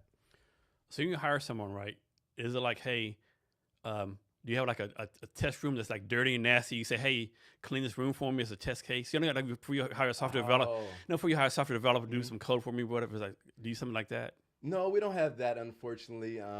Typically we use just, we send them out with other people that's trained and get them trained up that way. Or like if, for example, like friends and family, we got a bunch of them that we can go clean their homes and we do it for free to get the people training or whatnot. And they're not super dirty or anything. We don't have that, but I like where you're going with that. But like that's an expense. Yeah, yeah. I got to go rent something out, keep it dirty, and then Yeah, clean it. Then yeah. I got to go re-dirty it and so forth. But I like the idea in terms of training and what to expect. Can someone's house be too dirty and too nasty to clean? Oh yeah. Okay. Yeah, What's the red flag or whatever y'all want cross? I think for us, obviously, it's going to be like some level of insects or rodents in the house. We're not going to come, or we see something like black mold. We're not coming because we can't touch it. Because Dog shit everywhere. Exactly. You got like fucking dog shit in the fucking living room. Yeah, exactly. But there are services out there, and kudos to them. That's what they specialize in. They got the cools. They got the hard chemicals to get those old stains out. That's not who we are. That's not what we're going after. We're more so like dirty, moderate dirty, and Okay. we're gonna get you to clean and keep you it clean. We're more so if you think about like um, plug and play. Okay.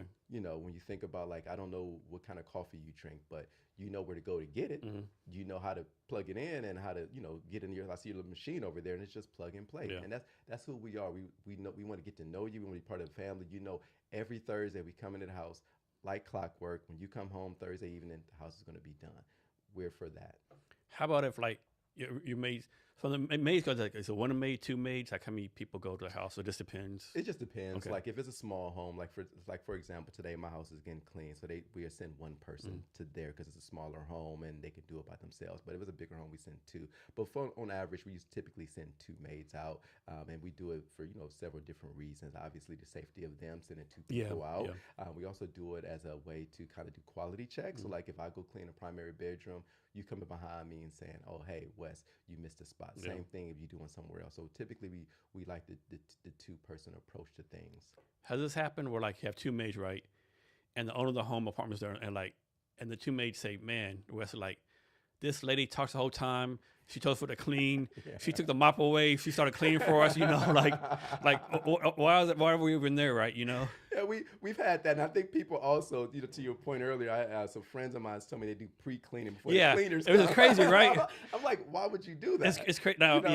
That's craziness. And I think I don't know what the psyche is around that because you don't want to be embarrassed. Exactly. I don't want my house to be like that nasty. Exactly. But to answer your question, like we do get some people that just they might be a little older in age and they just maybe their family doesn't come see them much and they just want to talk or something of that nature. So we do get some talkers that talk to the professional house cleaners as they're going around cleaning. I have yet to heard where somebody took a mop out of their hand or any type of material out of their hand and showed them how to clean. But I kind of it's gonna happen. It's gonna happen. Yeah. And honestly, I kind of want to be a fly on the wall for it. So we can see some training on it. That'd be so funny. It would. So how do you find your people to work for you? So yeah, we use. Ooh, sorry. I think we use Indeed. Indeed, okay. I think we use Indeed, and we post on there and we find applicants.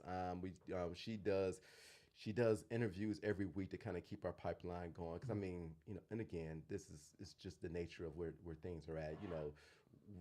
This ain't the old days where people get a job and you stick to that job for 20, 30, 40 years. You might have them made for 2 or 3 months and something Yeah, better you comes might get it along, for a or year, whatever the case may be. So we always you put got to have a talent fillers bench, out so to speak. there Yeah. and things of that nature. So yeah, we do that, and we do on Indeed. But you know what?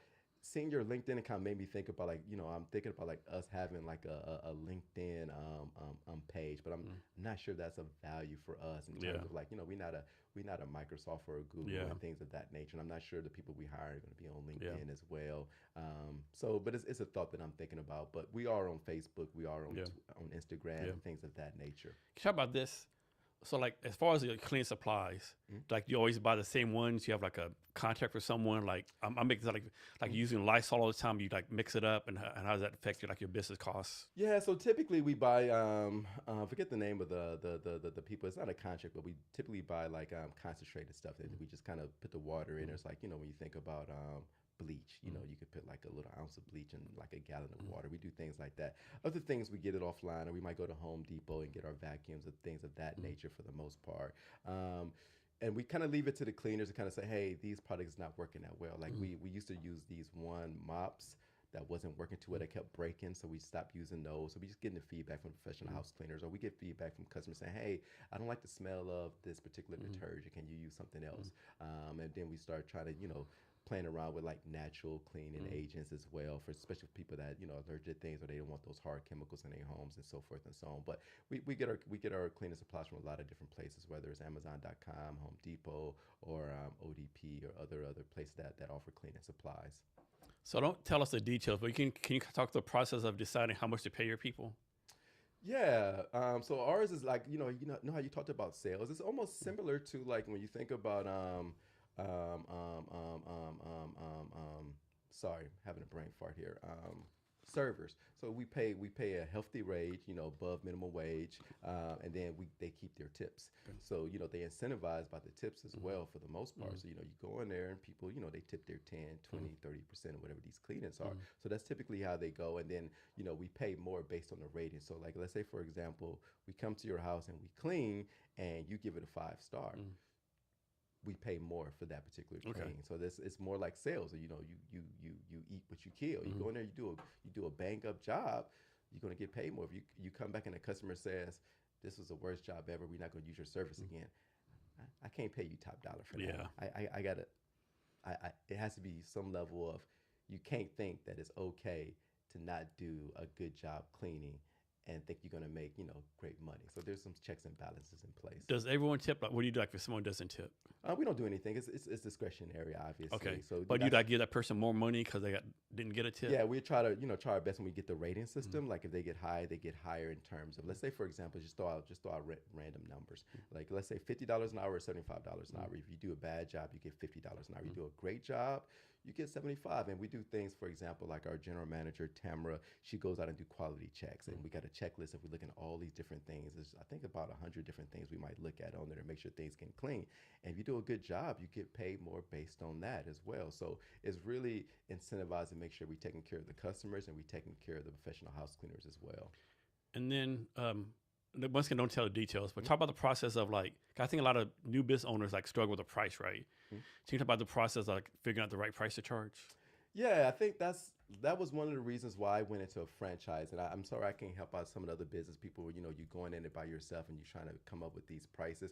I had the benefit, and that's the reason why I chose a franchise. They work these details out.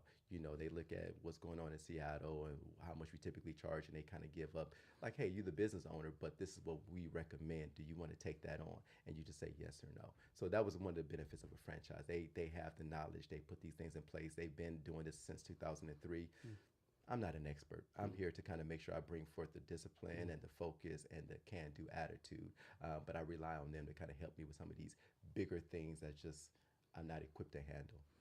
So next, talk about this deal where you give like 50, something you do every 50 recurring customers for cancer people. Hey, thank you for that, man. Again, shout out to you for like the details and bringing this up. So like we talk, what you talk about is partnership. So it's cleaning for a reason. It's a partnership that Two Maids had with them for over a decade. And over the time, Two Maids as a company, not just Two Maids of Kent, which is what I own, Two Maids as a company has, served over 1,700 patients valued at around $500,000 of free cleanings. And what Cleaning for a Reason is, they partner with house cleaning services to provide free cleaning services to people battling cancer, making, improving their quality of life and things of that nature. So what we do here at Kent Two Maids, so since we opened up, we've given out 4 cleanings valued around $1,200 over the last year or so. But to the point that you're making, every time we get to 50 reoccurring customers, we take that notch up to 2, to 3, to 4. So the more customers we get, the more free cleanings we give, obviously. I want to give back to that. And the reason why it's important to me, like, just cancer is just a monster for what it's doing. And it has impacted me personally with some family, some friends over the years that's passed away from it. And I just want to give back to it. But to me, that's just giving back to the community. To me, that's just business sense when you're doing it. And people that's battling cancer, they need all the help they can. Whether we coming out there to get cleaning their home for free, whatever the case may be. So if you know somebody with cancer, if you have cancer, please go to Cleaning for a Reason. Go on there, log in, and hopefully you're next on the list. And hopefully you're not on the list. I'm not trying to say I want people to have cancer, but if you're on the list, we're going to come out there and give some free cleanings. And every 50 reoccurring customers we can keep, we increase that number that we could take on 2, 3. Hopefully we get that number to we giving out 10 a month. That's what excites me as well. That's one of our goals we look at is getting to 50, getting to 100, and giving back to the community. Can you talk about the importance of training? Yeah. That definitely goes towards like when I think about the incentivizing our professional house cleaners. But we have 2 weeks of training, so they usually come in the weekend. We have training videos that the franchise created where they can kind of go and see what a clean home looks like, what not a clean home looks like, what the technique should be, and make sure you're not hurting yourself. How to address hard to get stains. So we usually have like a 2-week training process to get them up and going for that. So it's a mixture of watching videos, and then there's a mixture mixture of hands-on training when they go out in the field with somebody that's been doing it for a while. And our trainer is Jules, and she's fantastic. I absolutely love what she does out there, but she goes out and makes sure she trains the personnel and give them quality checks and get them up to speed so they can start doing solo cleans, or they could become a trainer. Is there a path for someone who's a maid to eventually become a franchise owner in Two Maids? I think there is a pathway. I think there's a woman in Alabama, and I don't know her name. I met her when I was there for training, and when I bought the franchise back in April of last year, we went to her franchise, and she was like a maid for I don't know, 15 years or so. But she eventually saved up enough, and she bought the franchise, and she owns it, and she's running. And I think she got the same staff with her for over 15 years. Oh shit, that's you nice. go there, and you can see like they're like brothers and sisters. Yeah. It's really. I'm sorry, I don't know her name. I'm sure I'm not gonna hear the end of this, but it was really cool to see like they just had like a family oriented like approach. Like her assistant manager came in like, hey, how was your last night? Like they talk like sisters. They've been working together that long. And you do a lot of cycling. I do. Not as much this last 6 months. Do you ride 20 miles a day or something like that? Or something craziness? I'm doing a little bit more. Shout out to my friend Eddie Lincoln. He got me engaged in this like 2 years ago. We did Seattle to Portland, which is a 200 ride, and you do 100 miles a day over the course of a weekend. And then and this is another, it's not a necessarily funny story, but we tried to do, well, he did complete it. I didn't get a chance to complete it. We did Seattle to Vancouver last year, I think September time frame. And it's a monster. It was like 5,000 square elevation. And that day we did it, the temperature was like 89. I think I almost had a heat stroke. Like I ended up one day doing 115 miles at a pace of like 15 miles an hour and covering like 3,000 or 4,000 feet of elevation. But like I couldn't do the second day because I was starting to cramp up and everything. But if you got the means to it, I just enjoy getting out there, seeing the scenery, ride, and like you're doing two things for me. You're thinking in your own head because I usually don't play music, so I'm gonna get a chance to meditate and think, and I'm burning calories. But I absolutely love it. And they did a great job of, I think it's on Marginal Way coming down to Pioneer Square. They did a great job, the city of Seattle, whomever, repaving that and making it a safer pathway for us. And they're doing other things too for Green River Trail and some other trails across the city. But it's a fun sport that I absolutely enjoy, and the camaraderie you get talking to people, and it's a great way to burn calories. How long have you been doing it? 2 years now. So pretty new at it. Yeah, I'm pretty new at it. Yeah, man. I guess my thing about I'd be so scared someone's gonna hit me right because they say, oh, you're no bicycle. If they hit me, it's they go to jail, whatever. But man, if they hit you, like you might be fucked up, or they might be distracted, or Yeah, there's definitely a level of comfort you need to have, but I think also too, and I think and again, there's different people out there. Some people cycle to go to and from work, and there's nothing you could do about that. You got to be with traffic. Then there's some people that do it for recreational, and most of the people that do it for recreational, we usually getting up around 6 in the morning on Saturdays and Sundays when there's light traffic. That doesn't mean there's no traffic; it just means that it's lighter traffic. But to your point, going into the Navy, there's a bit of a wild side. People that go into the military, it's just there. So growing up, I rode motorcycles, and I'm not going to sit there and say I was speeding, but I will say you push the limits once in a while. Yeah, I push the limits once in a while, and in some states like California, I spent some time there. They have shared the lane, and you can literally be a lane this wide, a car here, and a motorcycle here. I got so comfortable being next to cars doing 70, 80 miles an hour that like I'm on the road, and everybody's not like that. Eddie doesn't like being on the road, and some of those friends don't like being on the road. They prefer the pathways just for cyclists. But for me, I got comfortable with it because I was on a motorcycle doing this and like being right next to cars. And sometimes on the freeway, it's a car here and there's a truck here, and it's sharing a lane in California. Yeah. And you just get comfortable with it. And I don't agree with some of the states that do it. It's their own prerogative. Some states have no helmet laws. So you get even more comfortable in like the state of Ohio where I grew up in, there's no helmet law. So I grew up riding motorcycles without a helmet. You just kind of get used to it. And I think the other thing people don't think about is it's organized chaos on the road. Yeah. Like it's chaos, but it's organized. People are not really shifting lanes as much as you think they are. They're usually going down this path, and when it's time to move over, they move over and make a right. People are not driving around too erratic. Some people are. They're trying to get somewhere pretty quick, but for the most part, there's usually some organization in terms of traffic. People usually stay in their lane, and I'm not saying it's safest. I'm simply saying that it makes me feel a little bit better when I see it, and you just kind of you don't see too much erratic behavior for the most part. Is there something you've learned since starting Two Maids? Something that I've learned, it takes a village. Um, you can have the best ideas, the greatest ideas, and things of that nature, but like at some point, you need to rely on the home office, your staff, and partnerships, which is something I really wanted to talk about here. So thanks for the segue for that. Is we're looking at, if you listen to this and you're in the Seattle area, we cover from South Seattle all the way down to Tacoma. So you think about West Seattle. Shout out to my neighborhood, South Park, Georgetown, Burien, Renton, Kent. If you're in those neighborhoods or you sell in those neighborhoods, whether it's carpet cleaning, whether you're a remodeler, whether you're a real estate agent, reach out to us because again, it takes a village. Like you might have referrals, we have referrals. Maybe you go into somebody's house and you remodeling and you don't have the means to clean.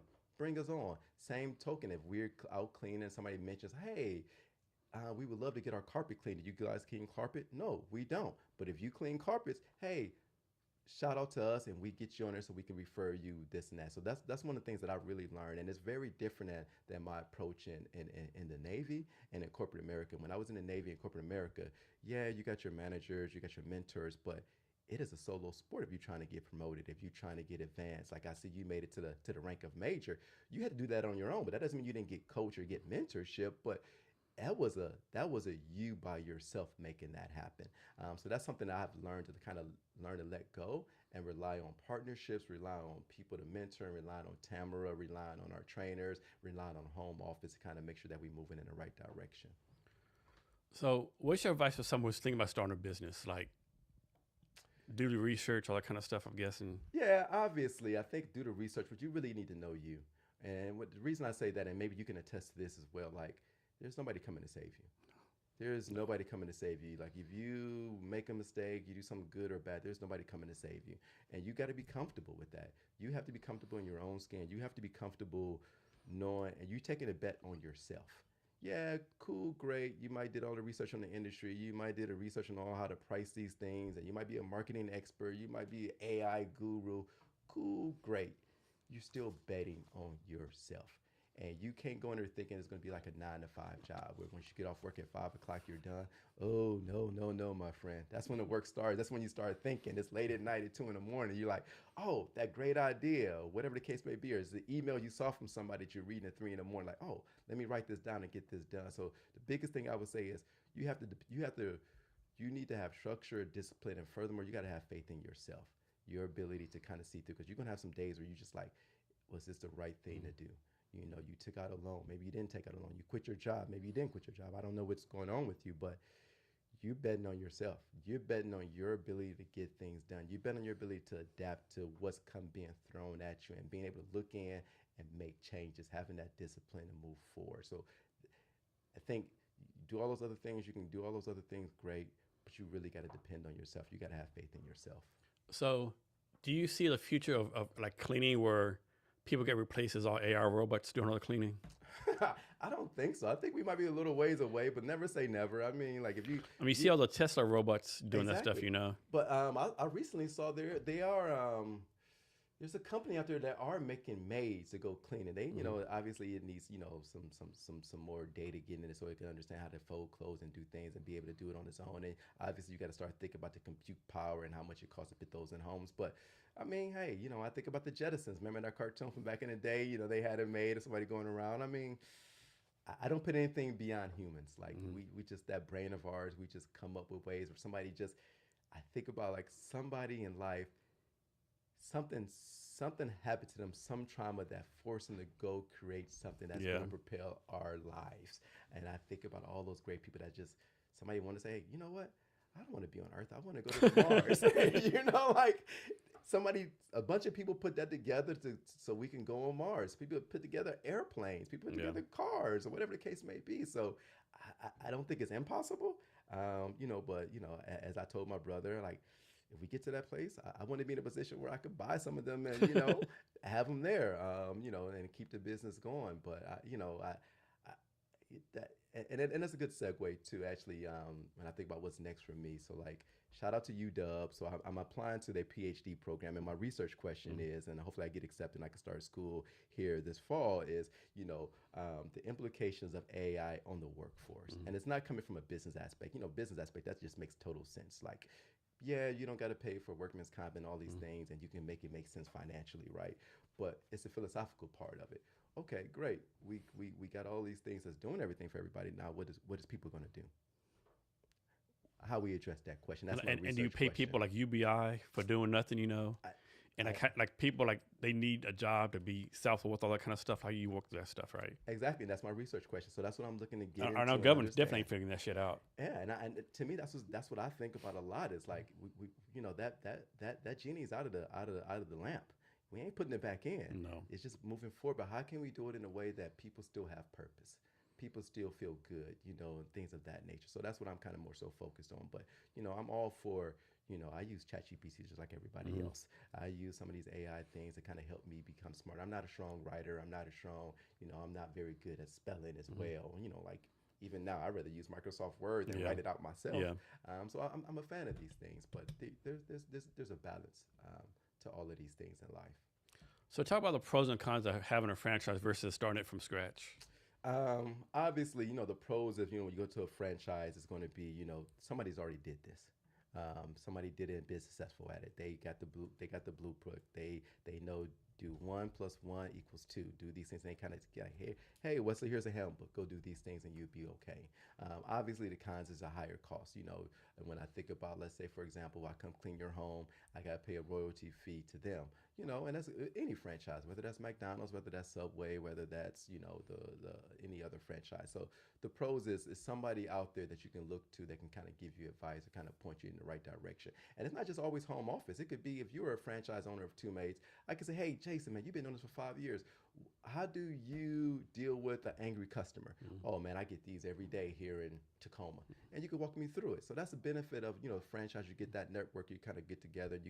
We have quarterly meetings. We have weekly meetings. Sometimes with some other franchises here in Seattle, we get together and talk about pain points. You can kind of go at it together in terms of marketing efforts and things of that nature. So you get that pros, but obviously the cost is a lot higher because you got things that you have to do as per the franchise agreement and things of that nature. You have to spend X dollars on marketing. You have to do this. So your costs are going to be a lot higher than, let's say, for example, you start your own business. You can go about it at your own pace. You don't have to worry about how much you're spending on this or that. But on the flip side of it, you don't have anybody to turn to. Mm-hmm. You yourself have to figure this out. You yourself need to go figure out how to do Google reviews, how to market on Facebook, how to file your taxes and things of that nature.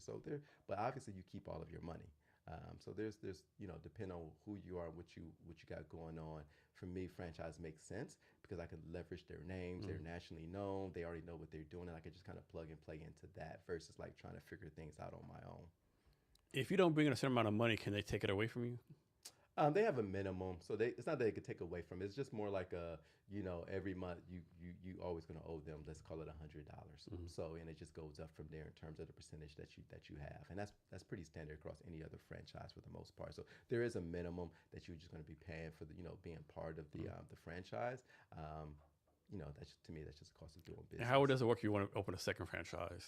So yeah, they typically, it's not necessarily a second franchise, usually a second territory. So for example, like for me, owning Two Maids of Kent, although it's called Two Maids of Kent, I have all the way from here, where Mm-hmm. we at in Pioneer Yeah. Square, all the way down to Federal Way, Okay. which is a 3 territory. So one is Kent. Kent has, within Kent, it has Kent, Des Moines, and Federal Way, and something else, maybe Mm-hmm. Burlington. Renton has Renton, SeaTac, and maybe that has Buren. Then Seattle, or it's called White Center, has West Seattle and all the neighborhoods in South Seattle. So to answer your question, you just you pay the franchise fee to buy a second Okay. territory, whatever that may be. So you just expand that way. It's not necessarily a second franchise. You just expand it. And how do you go about size. finding your customers? So marketing, my friend, that's what the beautiful things about, like, when I think about the franchise, they figured it out and they know what they're doing. So like it's plug and play. You go in and we have ways of going and getting in front of the right set of customers. Like for example, I know we look for families that are families that are in my zip code, and that's usually ideas that we kind of look for. So like when you think about Facebook does these things really good, Google does it really good as well, where they know who you are and you meet the right criteria. If you're in market, you get these ads about things of that nature. So we kind of leverage their brains. They have a marketing person that does this day in and day out, and we got questions for them, and they kind of help us go about that. And kind of like I said, we do when it comes to like digital marketing, we rely on them, but we get out there like we every week in the summer we was in Buren's farmers market, so we doing those things, or we do partnerships, or we're gonna try to get into other farmers markets. So we do other local marketing, like Seattle's having home and gardening show in February, so we'd be there. We have a booth there and things like that locally. So we do that on our own as well, and make sure we get in front of customers and getting our name out there as well. Do you only do residential? Also do like commercial? We do residential mostly, but we do some commercials. Let's say, for example, like this, we do something like this because it's for all intent and purposes, this is a house. Yeah. You know, it's commercial because you work here and you make money here, but for all intent and purposes, it's a carpet. Oh, excuse me. It's carpet, windows. Yeah. It's a bedroom. Okay. So we do some small businesses where they just want us to come in and do the floors, do the windows, do their bathrooms. But again, it's just very small commercial. It's not going to be, we're going to come clean a bank. We're going to come clean an Amazon office. No. So what's a skill you don't have? A skill you don't have that you want to learn? Skill that I currently don't have. We talked about this earlier, my friend. Grace. Okay. I'm learning this, and it's one of those things where you just, all my life I just been putting my head down and focused on my goals, focused on what I need to do, what I wanted to be successful. You know, and haven't really paid a lot of attention to a lot of, you know, personal friendships and things like that. And I paid attention to them, make sure I put in the effort and the work and being there for friends. But this grace of meeting people where they're at in life, this is really new to me. I've been more of about working in corporate America. I need to get this done. Hey, they told me to come talk to you, Jason, about this. Can we get this done? Yes or no? You telling me no? Why are you telling me no? How can I convince you to yes? It's been about that, not necessarily about meeting you where you're at, Jason. Maybe where you at in life right now, you focus on something else and being mindful of that. So that's a skill set I just haven't had that I am engaged in now to learn and become better at. And that's something that I think is going to take me to the next level, whether it's a business owner, whether it's a better friend, better lover, whatever the case may be. So you talk a few times about your general manager. So your general manager is someone you found recently, or you knew for a while back, or like how did you find this general manager you talk so highly of? Man, that's my lucky star, Tamara Coy. So you remember how you asked me earlier, how did I find this franchise? So, and all my friends tell me like I'm blessed, I'm lucky, whatever the case may be in a lot of areas of my life. But it was a gentleman named Jordan Black. He's a franchise owner out in Colorado Springs.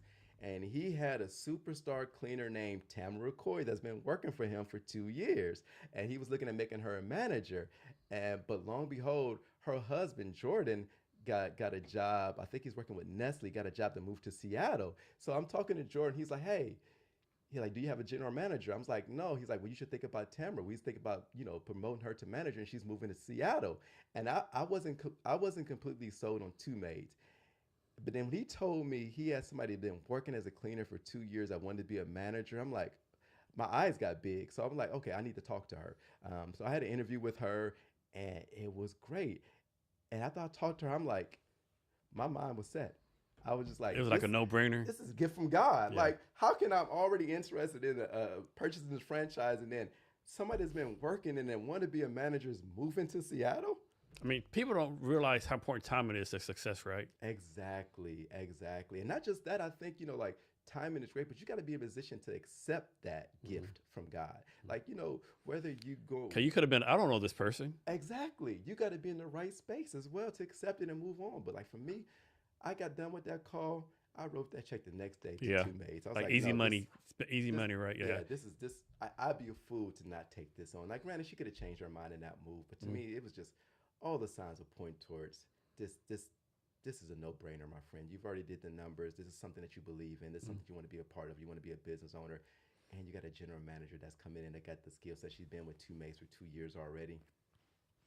Man, I couldn't say no. you would have been a fool not to hire her. Exactly. Like Exactly. if Two Maids would have found out you didn't hire, they were like, hey, Wesley, like you're not a good fit for us, right? You're making Exactly. some fucked up business decisions right now.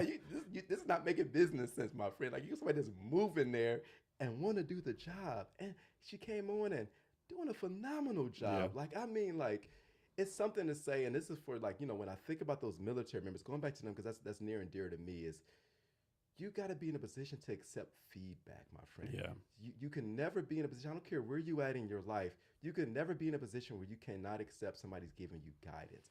And kudos to Tamara, like, I'm 20 years her senior, whatever case may be. But when we sit down and talk, like, hey, I need you to think about it this way. She will sit down and write this stuff down and take it on. And that skill set, you cannot duplicate. The ability to listen and to go do and believe in somebody and trust them. And you coming out of the military, not saying you need to trust everybody, but you need to humble yourself and listen to somebody that's been doing it for a while and take that on. You don't know all the answers. I don't know all the answers. I'm pushing almost close to 50. I don't know everything. Tamara teaches me something new every day. My brother, you're teaching me something new. My friends teach me something new. You just gotta be open to it. So for your two-part question. How many customers do you have now, and how many customers can you like reasonably take care of? Reasonably, we can go up. Like it's a scaling process. This is just a matter of getting people. It's not even a matter of like vacuums and things like that. It's just a matter of like when I think of Amazon.com, this is just a matter of demand and if you got the number of people. If you can't hire 200 cleaners and keep them, you can't scale out to have 1,000 customers. So this is all really about how many people can you actually maintain. So like to me, there's no limit. Obviously there's certain number of people that could take on a house cleaning in the Seattle area. So I don't know what that number is, but in theory, as long as we can kind of get into a bigger space, have enough vacuums, and there's no shortage of vacuums. There's no shortage of cleaning supplies in the world. It's just a matter of people that want to do the job and people that want to have it. So I don't think there's a limit there. Obviously, I think right now, I think I was talking to Tamara, we got about 40 reoccurring customers, and that's really good for where we're at in terms of a year in. And obviously, we're going to continue to grow that number, but I don't know where we stop. Again, it just comes down to if we can't find people to go clean, that's going to be our natural number to stop. And your clients, they pay like per job, per month? How does that work? It's per cleaning. Per cleaning, okay. Yeah, it's per cleaning. So like when I think about like if you want weekly service, if it's 2 hours, we pay for whatever that service is. If you want like a light clean or a deep clean or a touch up, whatever the case may be, it's usually based on time. So we usually do it like that. It's around like $63 an hour or something like that. I don't know off the top of my head right now. That's usually how we price it out. So it's just pretty much by job. It's not like a subscription where you pay, hey, we're going to pay you $100 a month and you can clean our house every day. It's not like that. It's based off of time and so forth, and we do it like that. And it's not just time. It's also based on if you say, hey, we live in well, it still come down to time. But if you tell me like, hey, Wes, I live in a 7,000 square foot, 15 bedroom, 18 bathroom. We take that into consideration. There's 80 people that live here. We take into consideration how much we charge. Because again, that's a lot of people and a lot of, if you got 18 pets. Definitely, yeah. yeah. So that goes into consideration how much time. I'm guessing Two Maids has some kind of, you plug that into some kind of database, whatever. And exactly. So when you go online, you go to Two Maids. When you go to Two Maids, you go online, you plug in like square footage, number of bathrooms, number of bedrooms, number of people, number of pets. And then it comes up with how long it should take us to clean, and that's your number. And if you say you want that weekly, that's your number. Obviously we got for new customers, we have a deal going, $100 off, $20 off your first 5 cleans to get that number down. So it's really, it's based on time, but there's attributes that goes into that time, what we kind of talked about. So if someone comes to you and says, hey, I actually work from 9 p.m. to 5 a.m. every day, right? And I sleep all day. I don't want anyone to clean my house from my home sleep. I want somebody to come clean my house from between 9 p.m. and 5 a.m. Ooh, that's a tough one for us. We probably wouldn't take that one on, to be honest. Like we ever get to the point where we could come 24 hours, I just don't think there's gonna be enough people that's like that want us to come clean at midnight. And I also think about if you live in an apartment, do your people next to you really want somebody vacuuming at 12 o'clock at night? Yeah. So, but obviously, if there's enough people out there, we got to meet that demand, or somebody else is going to meet that demand. So, but right now, I couldn't take that. How about people with like, you go to the house and have like aggressive dogs or We usually aggressive ask them, pets. ask them to put their pets away. You just Okay. leave them in a room. If they're going to be home, leave them in one Okay. room, and then we go clean that room. Then they put the pet in another room, or so forth. But we do say like, hey, for example, we come to your house and you got a pet. If we clean the room that they're in, and then you move them out, and then we clean it, and then you put that pet back in that room. You can't hold us accountable for that pet Yeah. dirtying it up. Yeah. So that's the only thing we would ask for. Some people when they have pets, they usually take the pets out with them to go for Yeah. a walk, or they leave them outside, depending on what their arrangements are. So what's the craziest story you've heard so far? Like a maid came back and said, "Man, you won't believe this. This client had like peacocks in the office, or they had like this. What's like kind of crazy off the wall thing somebody told you?" I haven't heard anything yet. I think Tamara, she talks to her professional house cleaners more than I do. I'm trying to think, have she told me a story? No, I mean, obviously, I think we've heard some stories where some homes are just not as clean.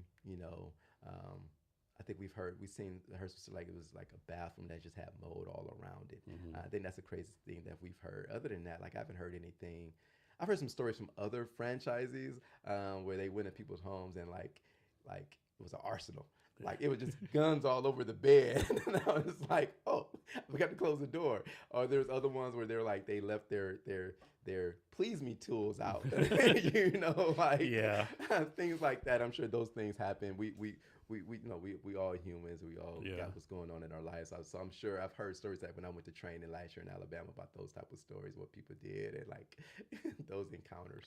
And how long has Two Maids been around? I think you said 2003 they've been around. 2003, the franchise itself. Now, Okay. us and Two Maids of Kent, we started business May of 2025. Okay. And how hard or how easy was it for you to get your first client? Considering I'm the first client, that was pretty easy. Okay. But we have some friends that took us on, so I wouldn't say that. But like a true on client,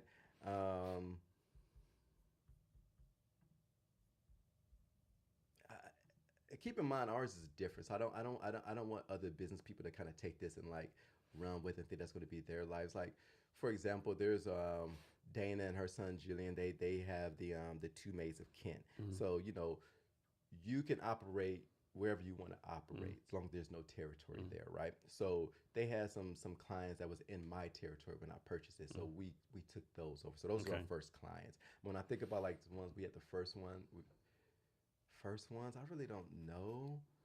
I think it's just the nerves of like when you have your first sales call, like you know, and I don't know if you've been in sales, but like you do these role plays, right? Like, hey, you're going to be the CEO of a company. I'm going to be a seller, Yeah. and you're doing, and it's like low pressure. It's kind of you kind of stressed, but it's low pressure. You know what's good for that? Yeah, ChatGPT. exactly, exactly.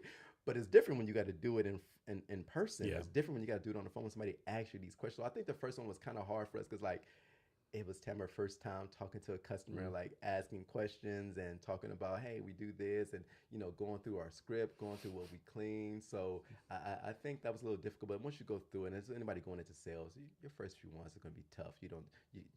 Emotions are high, you're nervous, and I think that's was the tough part about that. And you got to go to home and perform. So I know you talked earlier about how you find customers, like marketing stuff, but like, do you try to target like a certain industry, certain revenue, anything like that? Not necessarily revenue. Like we kind of been like we again. I mean, not revenue, but like income. I mean, Yeah. I think that plays a part. And I think that plays a part for any house cleaning service. Like either you can afford it or you're not. And this is not a shot at anybody. It's not one of those things where it's like you have to have like air, water, Yeah. food. Yeah. It's if you're in a situation where you need your time back, then yeah. So I think income plays a part for the most part, but we don't have it dialed in terms of a number or anything of that nature. But we do obviously we look at zip codes, and that's based off of data. But that's based off of like we look at the last year where most of our leads are coming from. So we kind of focus on that. So we know like, hey, Kent or West Renton or West Seattle or Buren near the water is a high zip code or whatever the case may be. So we kind of allow data to tell us where we should be going and where we should be focusing our energy towards versus just assuming everybody want a house cleaning services. So to answer your question, little open-ended is kind of we let the data tell us where we need to go, where we need to continue spending our ad dollars, we need to continue spending our time and energy towards. Because again, like when, like if you're somewhere, I don't know where you live, but you got a house cleaning, and maybe we go there and they see a Two Maids sign that we out there cleaning, your neighbors might pick up on Yeah. it. It might be an affluent neighborhood. It might not be. It might just be in a neighborhood where people appreciate their time. So we really just rely on data. We really rely on um, um, um, our marketing team to tell us which zip codes and which areas that's been performing well for us. Can you expand some on how you use data to make your business better? Yeah, definitely. So I think that's really important, especially in new business owners. You look at, like, for us at a high level, I look at, let's say, for example, if I get 3,000 leads, and that's a very big number in a month. You gotta pin that down, and you might see the number is 3,000 is a good number. Cool, great. But how many of these people actually converted to become a customer? And that's really important. So you might get, let's say, out of those 3,000, you might get 1,000 in West Seattle. Great. You might be like, man, 1/3 of we get people from West Seattle looking at us. But out of those 1,000, maybe one person bought. You get another zip code where you got 5 leads and 5 people bought. You're like, oh, we need to spend more time there because it's a better use of your time, a better use of your energy, is a better use of, you optimizing your dollars for the most part. So you kind of using your data to kind of work backwards to tell a story about where you need to be at in terms of where your customers are at, and working backwards from that. So you're using data to tell you, hey, yeah, people like you here, but they're not buying it. People over here like you and they are buying it. So we use it to kind of determine where we're going next, and so forth and so on. So how long is your sales process usually? Like from the time you call someone the first time from when they actually buy? Yeah, and again, remember how we talked about earlier, feedback, or being in a position to, like, accept things, accept people know more than you. In sales, like I know about the funnel. I know from being qualified lead to being I forgot all the different sales cycles off the top of my head, but anyhow, to close it. I just learned, about 3-4 months ago, Tamara sent me that, like, hey, Wesley, our sales cycles is about 2 weeks. I'm like, 2 weeks? That's pretty fast, ain't it? Yeah, but to me, I didn't think it was fast. I'm No, thinking, you like, didn't. if I call you and you're a house cleaning service, I should be booking right there. It should be, Yeah. 30 minutes. I was thinking maybe 2 or 3 months because you got to build up trust. Who are you? All that kind of stuff, right? No, it's like when people are reaching out, when they go on to Google and they say, hey, we're looking for a house cleaning service. They're in the market right now. They're not That's looking true. to get their house cleaned in 6 months. Yeah, They're looking that's for true. somebody to bring in now. Okay. So we typically, let's say, for example, you call us today. You become a lead today. We get in touch with you maybe tomorrow, Friday. We give you a quote Friday. You might have to go talk to your wife. You might have to talk to your partner to kind of make sure that this works for everybody. And so the next week we'll follow back up and say, hey, have you had a chance to talk to your wife or your partner? Like, yeah, we want to move forward. So that's how it comes to be 2 weeks. But again, I didn't know that. You're like, right now. Exactly. Like, call and we'll clean your house in 30 minutes. Yeah, but I imagine, like, when I sat down with Tamara, and like I imagine her now when she was like rolling her eyes, and I'm like, why is it taking 2 weeks? Like, these people want it now. Why is it like, Wesley? We call them, we talk to them, we give them the information, we email it to them, and then, like, they take their time, and then, like, that maybe they're out there talking to other companies as well, and then we follow back up the next week, and that's when people usually are ready to make that commitment. So yes, it's about 2 weeks for our sales cycle. Has it ever happened like a husband comes to you, hey, I want to do your house cleaning right, set everything up, and they come back, hey, man, I can't use it. And you're like, why not? Well, my wife thinks I'm saying she has a dirty house. You know what I'm saying? My wife says I'm just taking a dig at her because she's not doing a good job cleaning the house. I think that might be the underlying reason, but we've had, like, people like husbands or partners come in like, hey, we want to use this, but let me talk to the wife. This is her. This is her realm. This is what was good for her, or whatever the case may be. So we definitely had that. And, reverse as well, where people were like, yeah, I just got to talk to some other people. Or, like, people do it, like, as gifts as well. So like, people like, that is a damn good gift. Exactly. I never thought about that. It is a damn good gift. Yeah. Yeah. So we have people where they have aging parents, or parents that have kids that are adults, and, like, they like, hey, I want to get this to my daughter. We have people, like, their daughter is, like, 30s, and the mother is in her 60s. Like, hey, I want to get this to my daughter, have her get reoccurring cleanings, and I pay for it. We've had that. We have where people give it to their parents. Their parents are aging, living on their own. Maybe one of the parents died and they can't keep up with the work. So the kids like, hey, I want this for my mom's house. She lives here. Talk to her, schedule with her, but I'll pay for it. So we've definitely had our share of that as well. Are you going to do it where you go on base to clean people's houses when they like PCS and stuff? No, we haven't had any. I think the you know how you PCS on posts and you have to like clean the house for you, like sign out a post and stuff. What do you mean? Like, say that again for me? Like when you're in the military, you PCS all the Oh yeah, time. yeah. Like, so we call that move out and move in. So like Okay. somebody move out an apartment, Yeah. and they got to get that place clean so they can get their deposit Mm. back. So Yeah. that's a really big niche for us as well. Okay. People moving out, or they just need their house clean, or you moving into house and you want the house clean before you moved in. So Yeah. that's really big for us as well. So yeah, we do those as well. We Okay. come in, you get everything out. We do a deep clean, get it ready for the next person, or if you just bought a house and you want it clean before you move in, Yeah. we do those as well. So I have a friend that does this, right? It's kind of, it makes sense, but it's kind of weird. And so you know how like you move a new house, like not a new house, like you move a house, someone's been there before, Mhm. and they clean the house, whatever. This guy, every time his family moved like a new place, they would replace the toilet lids. Really? He said, get brand new toilet lids, yeah. Wow. He said, I don't care how clean it is. Like I'm like, he said, like I'm not saying my bare ass or what somebody else had the bare ass on, right? I'm a little same way on that. I don't clean. I don't change the toilet lids. I make sure I add a bidet. Yeah, I said, man, that's yeah. A I said, bidet man, is necessary yeah. for me. Like that's just it's. I don't see why we're not using that. I don't see why every It's home so doesn't have it. uncivilized. I'm with you on that So one. uncivilized, yeah. And another thing too for me, I remember years ago the apartment complex got mad at me. Like I changed the shower heads out. Hmm. Like I get those dual ones. You gotta have your personal shower heads, yeah. Exactly. So I changed those. I knew a guy. I don't think he thought I heard him when he was walking. I go, what do you think? This is a hotel? Yeah. I'm thinking to myself, yeah, I I'm think gonna it be is. shit. I've been living here for a while, yeah. Exactly. So those are two things. But like, I never thought about the toilet seat. Yeah, you talking about what you doing? What like yeah? Is he getting like a nice one, like one of the ones you Oh can yeah, sit like on? yeah. Oh, You getting the nice one, like the fucking like porcelain, all the going on, yeah. I gotta up my game. I just got a regular toilet Yeah, seat. he my like he friend. said, yeah, man. I'm not, like I'm sure it bleached out whatever, but I'm not seeing my family's my wife's bare asses or some fucking seat with some asses because you know how nasty you are or whatever, you know. Like I'm man, not mad at him. no. I wish my current home had like outlets near the toilet so I can have a heated seat. I'm not, that's just my spot. Like just sit, getting up and I just sit there. I could read. I do my word searches, but like if it was heated, or in the Here's a summer good if it was one. cooled. What's the craziest like extra thing someone has in the house? Like maybe a sauna inside, a pool inside, like something like man, this is Uh, fucking pretty good idea.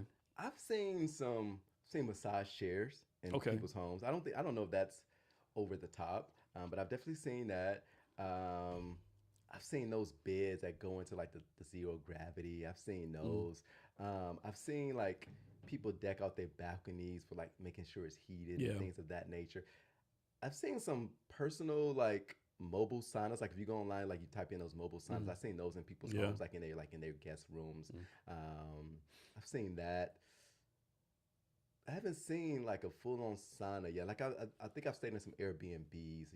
Those the nicer ones they have them. But one Airbnb and an ex of mine, and my friend ultimately they got together and we went to Squim. I'm not sure if I'm pronouncing it correctly. But they had a koi pond in the house. What? I'm like, That's insane. it is. And they had a home movie theater in it too. But like this is one of those big homes. This is something you just do for your birthday. And I think I was turning 40, so it was a big That's number. yeah. But would I personally have it? No, that's just too much. But I appreciated seeing those little koi fish Yeah. swimming around, eating or whatnot. So that was kind of cool.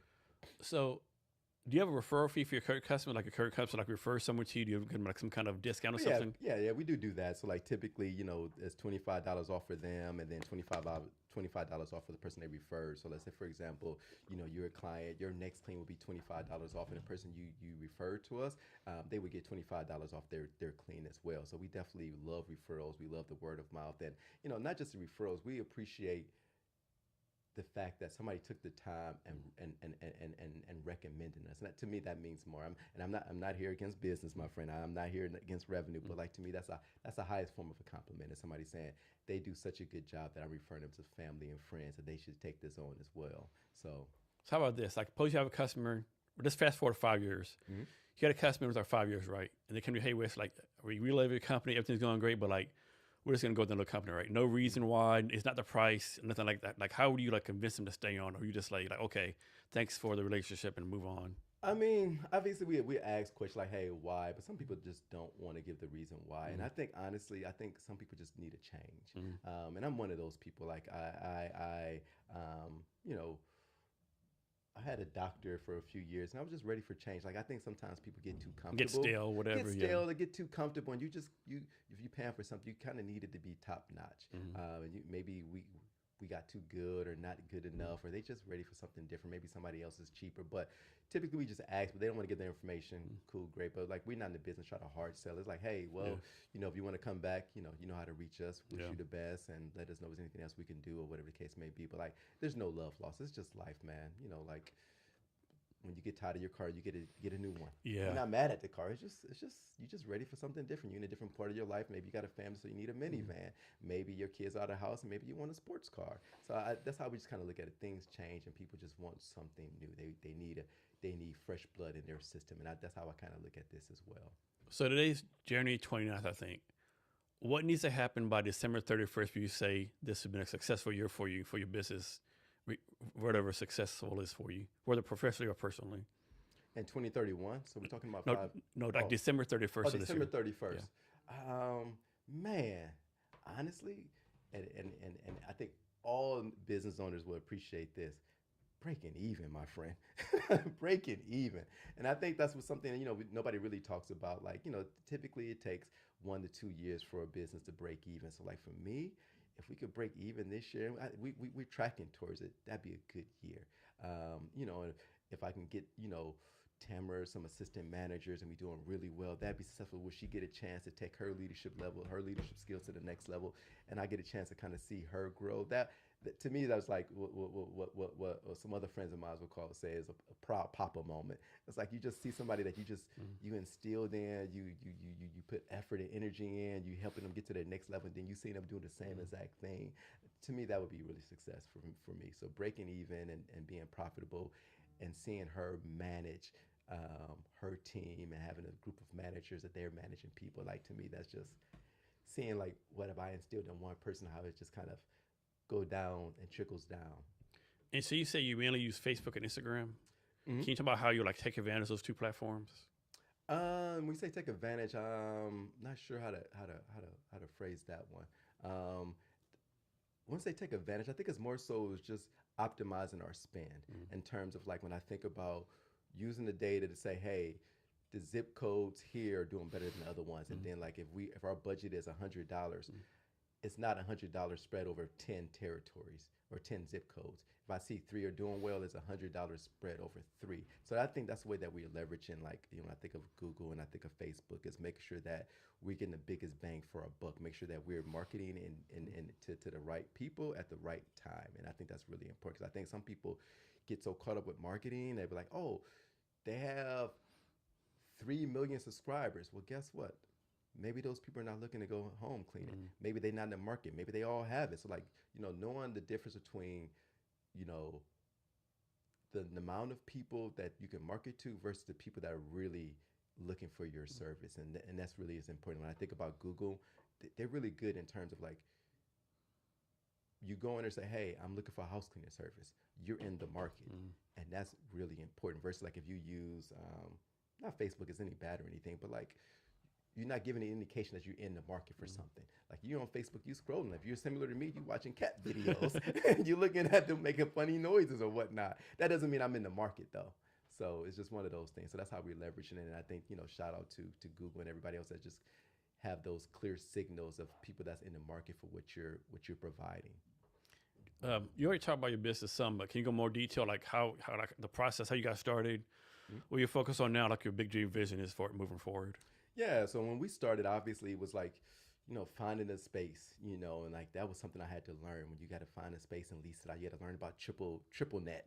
And like, what is triple net? You got to start talking about like insurances and things of that nature. So getting it up and going, got the right levels of insurance. Make sure you file your taxes quarterly. Make sure you got those things bookmarked and set them on your calendar to get those things done. So our first year is really about drilling in on the processes and making room for mistakes. And I think that's really important. If you don't leave room for mistakes, you're bound to be failure.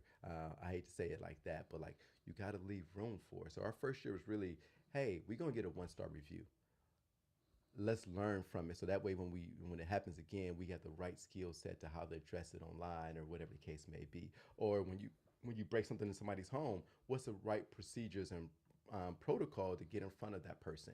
Do you do it through text? Do you do it through call? Do you do it in person? Learning those things and then putting the process behind it. So now that I'm looking at it, we're in the place now that we learned a lot. We had some headaches, we had some pain points, but now it's really just honing in those skills and just putting our head down and rinsing and repeating. So we right now we're about really getting better at hiring the right people because that's really important as well. Like we've had some people over the year that they just wasn't a good fit, now, but that helped us understand. Okay, we learn if people are saying this in the interview, we probably shouldn't hire.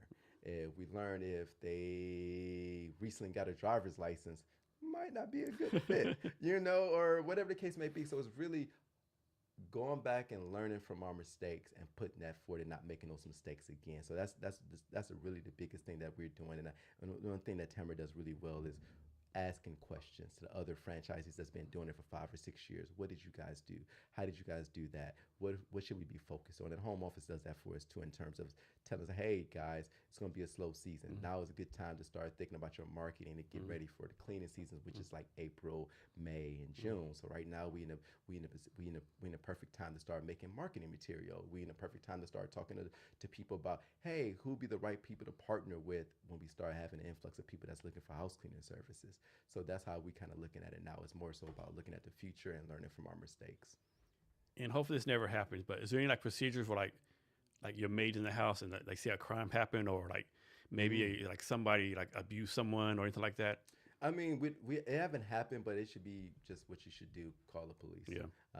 If you see something unsafe, first of all, get yourself out of that situation and call the police out. And get that happen. If somebody's like having a medical emergency, calling 911.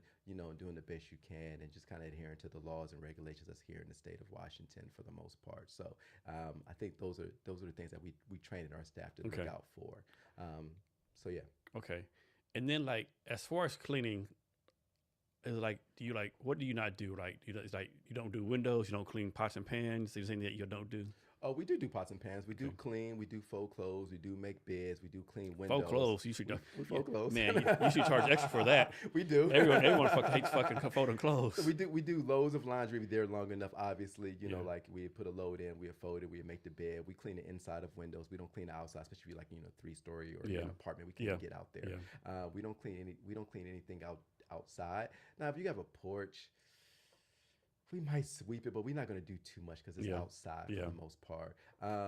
We don't move heavy furniture because, again, that's a liability for us. We don't climb on ladders too far up. That's a liability for us. And again, you're going to find somebody that does do those things, and like we just can't take that liability. How about changing light bulbs? No, not changing light bulbs. Okay.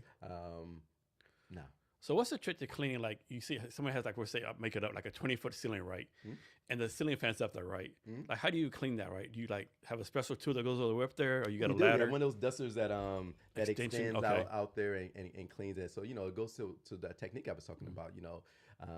Top to bottom, back to front, left to right. And, we start up there dusting and getting there with the tool that we have. And it like you can spread it out, you can fold it, make it a zigzag and get those fans and get that dust to come down and tackle it. So, yeah, we have the right tools. And that's part of the trade is having the right tools to get. How about inside ovens and inside refrigerators? Yeah, we got the right cleaning materials for that too. So you'd be surprised. Like these are things like as a common person, I would have never known. Like it's just like little tips and little things. Like if you think about your sink, if it's a square sink, how do you get that little corner? I know, right? We got tools for that. Yeah. Like, how do you, like, wait, what? Yeah. I had no idea these tools exist. Or like all those special attachments on the vacuum that you bought. You're like, why does my vacuum have 20 attachments? Yeah. I kind of know why they have 20 if you have stairs, you got to now. get in the middle of the stairs, right? Yeah, I only know the stair one. I didn't know all these other ones or whatnot. But yeah, you start to learn all these little things and like other things. Believe it or not, like if you're anything like me, I've never done maintenance on a vacuum. I've had the same vacuum for probably 10 years.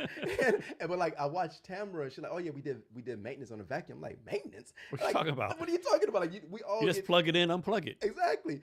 Now we all get those pamphlets that tell you, oh, every 6 months to do this clean events. Nobody does it. No. But no, she goes through the time and we have a calendar where we clean those things out every time. So it's really amazing the things that you kind of learn that you just kind of don't think about for the most part. So that's been really fun for me to learn, to kind of understand about the maintenance that goes into the kind of, to prolong the life of the vacuum. How often do you go out and clean stuff? Show your people how it's done, so to speak. I do quality checks. I go out and make sure that the houses got cleaned, and I'll, go through the, our 100-point or whatever, 50, whatever it is, and make sure that's getting done. So I'll do those. I did have to clean when, surprisingly, that was part of the training, and So when some of these franchises, most of the good ones, I ain't gonna say not the good ones, but ours at least, you got to go to Alabama, the headquarters, for a week and go through training. They teach Okay. you how to use our systems, how to do sales calls, and how to clean. So yeah, I was cleaning for 2 days there, and like we had a little game. We had a little. Me and Tamara had like a little competition who's gonna clean the best. Yeah. She won't admit it, but I beat her, and I'm gonna get slack for this. But yeah, so that was the last time I cleaned. Obviously, I clean my house here and there, but like I personally don't go out and clean. But Okay. if I'm out and I see something, I'm not opposed to picking up the broom and helping the cleaners and getting it done and make sure we're doing what's right for the customers. But I'm primarily focused on the business side Yeah. of it, and make sure that payroll is going to get taken care of, making sure marketing is going to Yeah. get That's paid that's for. probably more important, right? Yeah, yeah. Yeah. Think what else? So I would ask you what kind of skill you want to learn. So from the time you start your business, right? I don't know what I want to ask you. Like, so I'm gonna guess I know the answer, right? But I'm guess you don't wake up on Monday and wing it, right? I'm guess you have like some kind of plan through the week. Yes and no. So, like as people getting to know me now and people have known me, I just really wanted to own my time, Mm. right? So like as a 20-year-old male, I never wanted to be just, like let's call it successful. We can say successful is rich, and I'm not rich by no means. I never wanted to be one dimensional. I never wanted to be like, I want to be rich. If I said I was going to be rich, it's going to be an and to it. Mm. It was always, I wanted to be rich and have my health and have my time. So you can go find somebody that's making $1 million a year. He may not have time, Mm-hmm. or she. They might make $1 million a year. They might not have their health because they work in 80, 90, 110, whatever the amount of time it is to get that $1 million. They might not have those things. So for me, it's always been a balanced approach. So when I thought about, buying Two Maids, I wanted something that I can train the general manager and they take it on, and I could be hands off and Mm. focus on other avenues. Like when you talk about I want to go back to school and be a full-time student. Mm. That's what I really want to focus on after we get the business up and going, and Tamara could run, and I could just kind of have my weekly meetings with her. But she's in the business, she's doing all of these things that need to be done, and I could just kind of look at it from a high level. So that was always been important to me. I wanted to own my time to do things with it, like whether that's traveling, whether it's spending time with friends, whether that's meditating, whether that's just having slow mornings on a Tuesday, whether it's going to see a matinee on a Wednesday afternoon. That's where I would really where I want to take my life to at that aspect. But right now, to your point, yeah, there's a plan. Mondays, me and Tamara get together, we go through the plan, we talk again Wednesday, and we talk again Friday, and the other days it's really just about dialing in on the details when I'm not speaking with her. So here's a good one for you. It's like, so you have your resume out there, LinkedIn profile, all that kind of stuff out there, right? Mhm. But what's something that you're proud of that's not public knowledge? Like something you're proud of that maybe only your best friends and family members know that you're really proud of that you've done in the past? I think you mentioned it earlier, honestly. Like, man, 93 countries. To me, like, if I'm having a moment where I'm just like, man, things aren't going well here, whether I got laid off, whatever the case may be, I'm like, I've seen the world. Mm. I've, I've, I was in Tibet. I got friends in London. I got friends in India. I studied business in India. I lived in Japan. I've been to Greenland. I've been to Iceland. And like, and thankful for Facebook, I can go in there and scroll down and see these photos, and like, they make me happy. I literally see them like, man, this has been a hell of a ride, my friend. Like seeing the world and all the wonders it has. Like being in some countries, and some of the third world countries I've been to when I was in the Navy. I remember I forget what country I was in, but it just kind of took me off guard. Like he was walking down the street, and it's sorry to be so explicit, but in the middle of the street, this man squat down, pulled his pants down, and took a dump, and pulled his pants back up and walked on. And I'm just like, a part of me is like, how free you have to be to do that. First of all, obviously it's not hygienic or Yeah. whatnot, but like, I've seen that. And I'm like, or you see the wonders of the world, like the Great Wall, or you go to places where, I've seen like the Northern Stars. I'm like, this is amazing. Or you see some cool people, you get a chance to hear their stories when they out traveling. And like, to me, that's probably one of my greatest joys as a personal achievement, is seeing the world and being open-minded to it, and going out there and putting yourself out there. Because you have to be open-minded when you go out there. You don't know the language, you don't know Yeah. the food. You go places they don't even speak English, and you got to figure it out. You got to humble yourself and do what's there. Like some places don't have washers and dryers. You got to hand wash your stuff and Yeah. hang it over the bed and dry it out, or whatever the case may be. And some places they don't, the transportation is not great. And I remember one time I had to walk like 2 miles to get to my hotel room with luggage. Like, but that was a trip, you know. And I look back on it fondly. And like someone offers you something to eat, you can't be like, "What's in this? You know, what's this? You know? Mm-hmm. Oh, this is like goat head, whatever." Yeah, yeah, You yeah, can't yeah, be like, yeah. "Okay, I'm not eating no fucking goat head." You like fucking like you gotta eat it right. Yeah, you taking it down. And you just it's part of the experience. Yeah. Can you talk about this? I might get blasted for this. Like, of course, in America, there's a lot of poor people not doing good or whatever. But I think us being in the military, we've seen some like really destitute people, right? I mean, like, I don't think people in America really know what poor is, right? My thing is like, if you have a roof over your head, getting 3 meals, like, you're doing better than 95% of the world, right? Can you talk Yeah. about that a little bit? A little bit. I would say, you know, I'm an American first and foremost, but like, you know, obviously some of my mentalities is more Asian or more whatever case may be. You know, like people like, oh man, you're not really American because my favorite food is ramen and Japanese curry, and like I just appreciate they culture in terms of minimalism and things of that nature.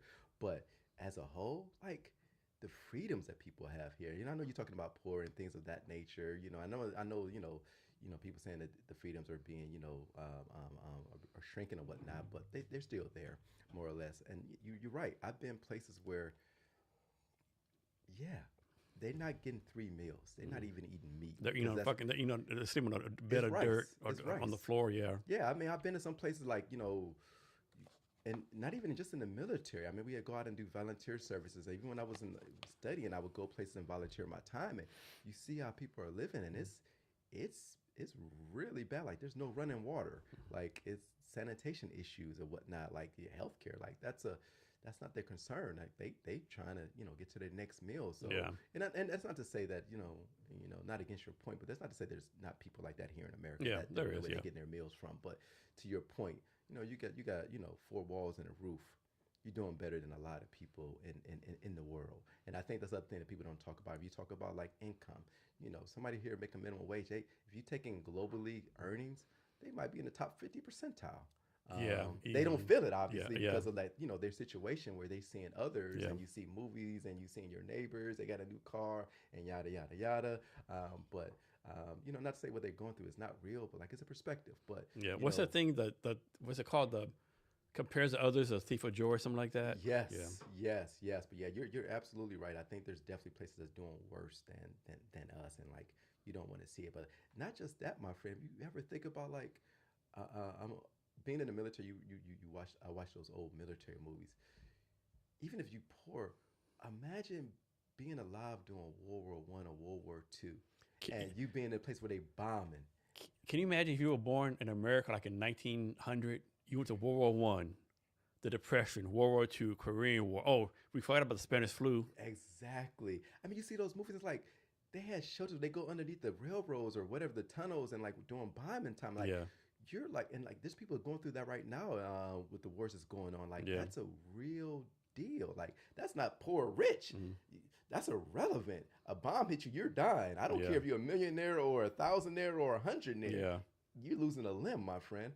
So I think like we lose sight of that. And I don't know if you're a movie buff, but there's a movie I saw that it kind of touched on what life was like back in the 1800s. It's called the Dream Train or Train Dream.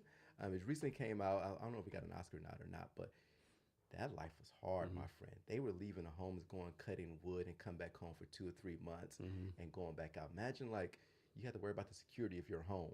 People And coming there's- and taking that over. And there's no hot water. There's no electricity. No, my friend. Diseases everywhere. And to me, that wasn't even the biggest issue. Is this somebody coming taking your home? Like back in the Wild Wild West, 1800s, we didn't have police and all that stuff. Like you lost your home. This is my home now. Exactly. So I think about that. I try not to go down too much of a rabbit hole with that, but yeah, it's that life. That's a different life, my friend. Yeah, like we're not built like that no more. No, we got definitely luxuries, and I'm not sure I want to go back to that life, to be honest. It's just, it's a different life. We got our brains put together, this technology made things, whether it's refrigerator that made a big deal, made there's machineries and cars, airplanes, and, one day Prime given to your house, You fucked up my latte, espresso, oat milk, blah blah blah. You dressed it up incorrectly. Yeah, you're absolutely right. We're not, and I'm not built for that either. But like, it's kudos to the people that's still alive that went through that and they lived through that and they made something of themselves from that time and that era, that character, that they grit that they had to endure life during those Here's times. one for you. Ever talk about this? Like how many experiments the human race did to get us to this point? Like how many people had to get bit by a rattlesnake? Oh my Like how many God. people had to eat a poisonous mushroom, right? Like how many people had to do these things, right? Mm-hmm. Before they learn, oh shit, it has a, if a thing goes on the ground and rattles, Mm-hmm. leave the fuck alone. Like Exactly. don't eat these blue things, don't eat these red things. Like how many people fucking died, right? Exactly. We never think about that, but like, and then throw it back at you. That's not the past. That's the present. Yeah, I mean, they think about like if we come up with something now that cures something, mm. somebody else took that hit, my friend. Yeah. We might not see it. Yeah. Somebody else took that drug before it was FDA approved. Like Yeah. somebody else did that, or somebody else got bit by that rattlesnake or whatever. COVID. Like how many people had to die before we got a cure for COVID? Yeah. Like it's just happening. So like I think about those things. Yeah. Like how many times we had to fight a bear to realize we're gonna lose. Every time, yeah. Yeah. Every time. I don't care if it's one person or 10 people. That bear is gonna win. That bear's going to win. So yeah, it's just like, these conversations always have interested me because like they're so Or something like how long did it take for someone to like invent fire, right? Like exactly how did they invent like did this like randomly like accidentally put two rocks together? Oh shit, what's this, right? It's a spark and it creates Yeah. a fire. How many forests burned down when they created fire? Oh, that that's- we that's- realized- that's a and we good point, still yeah. have that issue. Yeah. But like these things, like and that's what I love about life. Like it's so fascinating. Like I've always, so one of these days I'm gonna go down a rabbit hole to understand what happens to trash. I want to see where it goes, what Mhm. happens to it, and so forth. You probably don't know. You probably don't want to know that answer. Probably. I probably They're don't, probably but like some 10 million mile barge in the middle of the Indian Ocean somewhere with all the trash, world of trash. exactly. I'm just curious about it. Like all the things, the questions you're asking, like these are the things that I really think about. Like, man, the underworkings of the world. Like these somebody. Like if I think about a big company, Mm. there's probably 15 companies that came before them that Oh yeah, failed. yeah. You know, um, it's just or the dynasties that were created back then, like Christopher Columbus. Imagine like going across that ocean. Man, Mhm. I wouldn't want to go across that ocean now with the luxury No. we have on a cruise ship. Imagine what they did. Like it's creating that railroad. Yeah. Man, the labor that went into that. Have you ever watched how Seattle was built? No, never. Dude, it's on. Just go to YouTube. It's like basically like it's crazy. Like building like the city on top of the city that had a fire. Mhm. There's a thing called a Beacon Hill in South Seattle. Mhm. It's like I'm making this up like a 100-foot hill. They took the hill down. There was a big ass hill in Soto and Belltown. Wow. This used to be nothing but hills, right? How they talk about how they just did all that stuff, right? How they connected Lake Washington to the Puget Sound, to the Mhm. ocean, yeah, to the Damas River, yeah. It's like these are like big time engineering feats. And they did like in the 1900s. And you know what I think about, like the brain power, like this human brain that we have in our head, like what it's capable of. Yeah. Like it's insane. Like I, I still, my house, where I live, there's plane that flies over to go land in SeaTac. I cannot for the like of me understand how these things are flying. Other thing, an aircraft carrier. How is this thing floating on top of water? Yeah. Like it's just, and I understand like there's science behind it, but Yeah. like to me it's just birds flying. Like it's just fascinating to me. But yeah, those questions will always get me. And like I'll go down a rabbit hole thinking about those things, getting excited and geeking out about the idea, like what life is like. And hopefully, people, can feel my excitement about it and they get it too. Like, Yeah. or just watching a sunset or sunrise, like you see the different colors in the sky. Like Mhm. it is so amazing, man. So yeah. So top them points are being being excited about something in your life. Like why everyone needs to be excited about something. Yeah, I think that's really important. I mean, like, at least for me, I can only speak for me, right? So it keeps me out of going into dark places. Like, Mhm. like if you don't have nothing you're looking forward to, nothing that's exciting you, you're going to think about maybe you're not adding up. Maybe you're not doing good enough here. Maybe something you could be doing better. You see something on TV, somebody got this on TV and they half your age or whatever the case may be. But for me, it's like being alive at this time is really fascinating to me because like it gives me something to look forward to. It could be as simple as this weekend if I go down to Portland, and having that adventure, catching a train going down there. But like to me, it's what keeps me going. Having those goals, having those dreams, having that fire in me to kind of keep me going. So if I didn't have that, like I would just go sit in a rocking chair and just read those old classic books and drink some, as you call it, sweet tea. One that kills me with people out there, they like, oh, this is the worst time of your life. Are you serious? This is the worst time? Or were you in the bubonic plague? Were you in the fucking, the Holocaust? Were you in the Great Depression? Like, no people like that, like, this is the worst time of your life ever, right? Yeah. Are you sure about that? Yeah, I don't buy into that. I don't either. Too much. Again, it's perspective, and I'm not trying to give people passes, and I just like that's what I'm trying to tell you. I'm trying to practice grace and meet people where they're at, because like their perception is their reality, and who am I to tell them is different? If they think this is the worst time to be alive, I can show them data. They might not believe the data. Their parents can tell them like, no, son, this, and they still not going to believe it. But I would try to spin that a little bit and say, okay, fine, it is the worst time to be alive in the world. How can you make it better? Yeah. And that would be my That's a good thoughts point. to them. It's like, okay, Or maybe it's the great. worst time of your life for you. Exactly. Okay, I get it. Like I think about the next generation, and I think about the interest rate being 6%. I think about it being higher. And at times it was 17%, but we're not going to go into that point. No. But Inflation was 10,000% way back in the day. yeah, and I get it. Like, you're a 20-year-old, 30-year-old, 40-year-old. You can't afford to buy a house in Seattle. I understand. I get it. You're right. And it's a tough time. So, but how can you spend that around to be happy for what you got going on in your life? Yeah. Can you be thankful for the friends that you have? Can you be thankful that you found out what your enjoyments are? Maybe you've realized you like Japanese comics. They're online now, so you can find them on YouTube.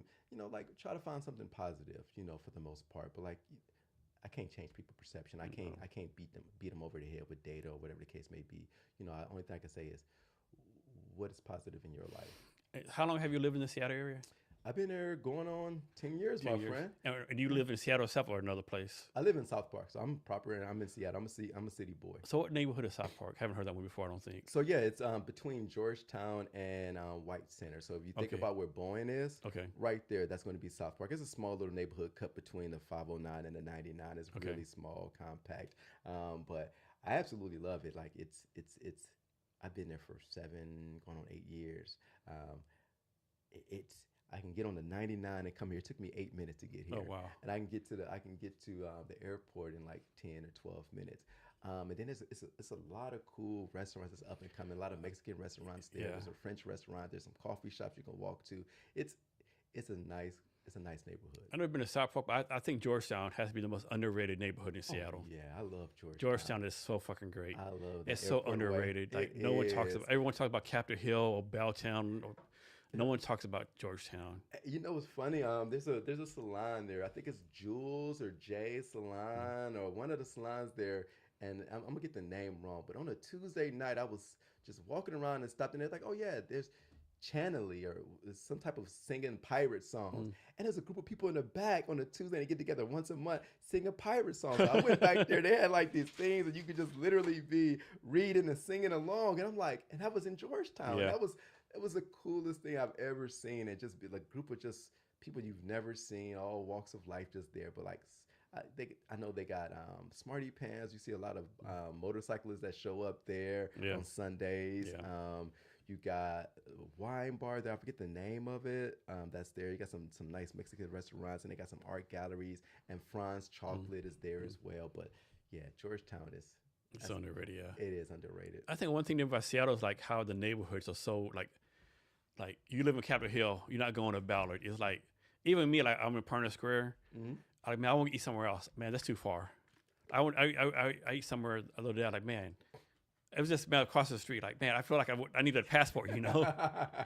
Or you always hear the stories like, man, I really want to talk to this. I really want to have a boyfriend in Ballard, but man, that's too far to go, right? That's like a long distance relationship. It is. It depends on, so you got a car and the traffic, and traffic's getting bad here. Yeah. When I moved here 9 years ago, I moved to Northgate, and I can get to West Seattle in like 10 minutes. Yeah, not no been more. Speeding, but that's irrelevant. But you're not doing that now, getting through that I-5 to get to that West Seattle bridge. No. But I think I do love that about Seattle. I'm not saying no other city has it, but like you're absolutely right. Like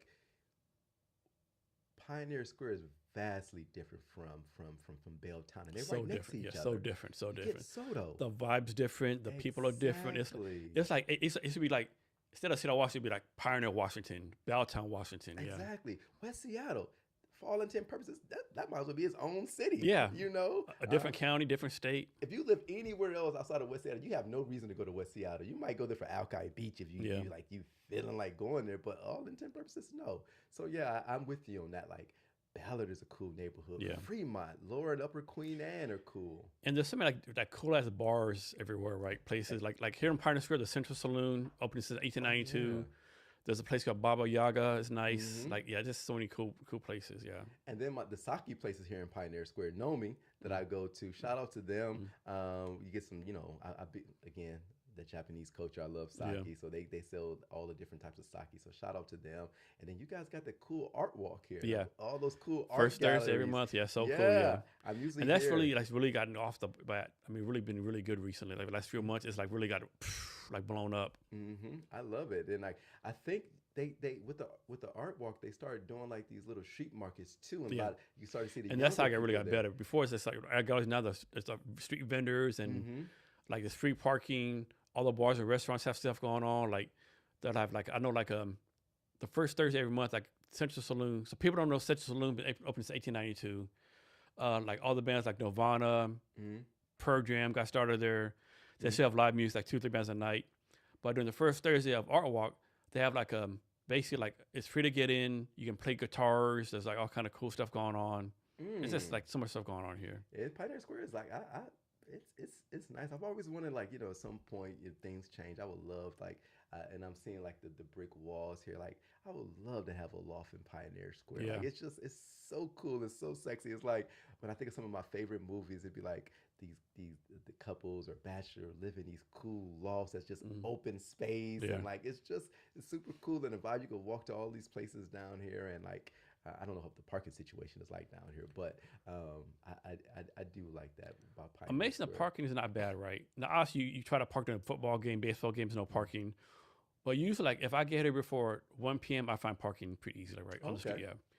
You might have to drive around a couple of times. Yeah. But if you get here before 9 o'clock, it's fucking parking everywhere. Oh, you good then? I didn't think. I was thinking about like living like the parking situation. I don't know if these buildings have parking for residents or if A you couple gotta- of them do, most of them don't, yeah. Yeah, that's only downside to that. But yeah, that is cool about Seattle. Like you got Cap Hill, you got Northgate, you got Finney Ridge, you got North Park up north, Rainier Beach, Central District, Yeah. Madison. Like and they all got their own vibes to it. I still haven't been to that nude beach though. I forget where it's at. There's a though. nude beach? Yeah, there's a nude beach in I didn't know Seattle. about that. I think maybe they shut it down, but you go back like 5-6 years, it was like a strip of a beach somewhere that was nude. I've never been there. I knew some people that went. They always talked about it, but I never got a chance to go. So another cool thing about Seattle, like the Solus. People get naked and dressed in blue. I would have never saw something like that in Yeah. Cleveland, Ohio. So Yeah. that's pretty cool too about Seattle. So I do like that. That's pretty interesting. So, Wes, is there anything else I asked you that I haven't asked you yet or anything else you want to talk about? No, I think we did a good job covering everything. I really shout out to you again for all the work that you're doing, giving people like me the chance and opportunity to kind of talk about ourselves, talk about our business and what we're doing, building out our exposure. So thanks again for that. And just again, for people that's watching, if you're interested in house cleaning, look us up, Two Maids of Kent. We're on Facebook, we're on Instagram, and we got the offering going out for $100 off, $20 off your first 5 cleanings. And if you're looking for a partnership, whether you're a real estate agent or carpet cleaning or remodeling, give us a call. Let's kind of find a way to kind of help each other out for the most part. But other than that, I'm hoping everybody have a great day and go Seahawks. How can people reach out to you and get in touch with you? Yeah, so our best way is going to be on Facebook. Again, Two Maids of Kent. You can always go to twomaids.com and we'll show up there. You can learn about us and what we do. You can find our email address and our telephone number there for the most part. So we're really easy to find. Again, just Two Maids. And so, last thing, can you give us any last minute advice or wisdom or anything you want to talk about?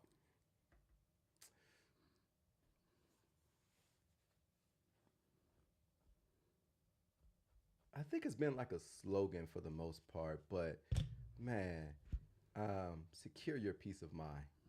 So just find your peace and secure it. Like don't compromise on it.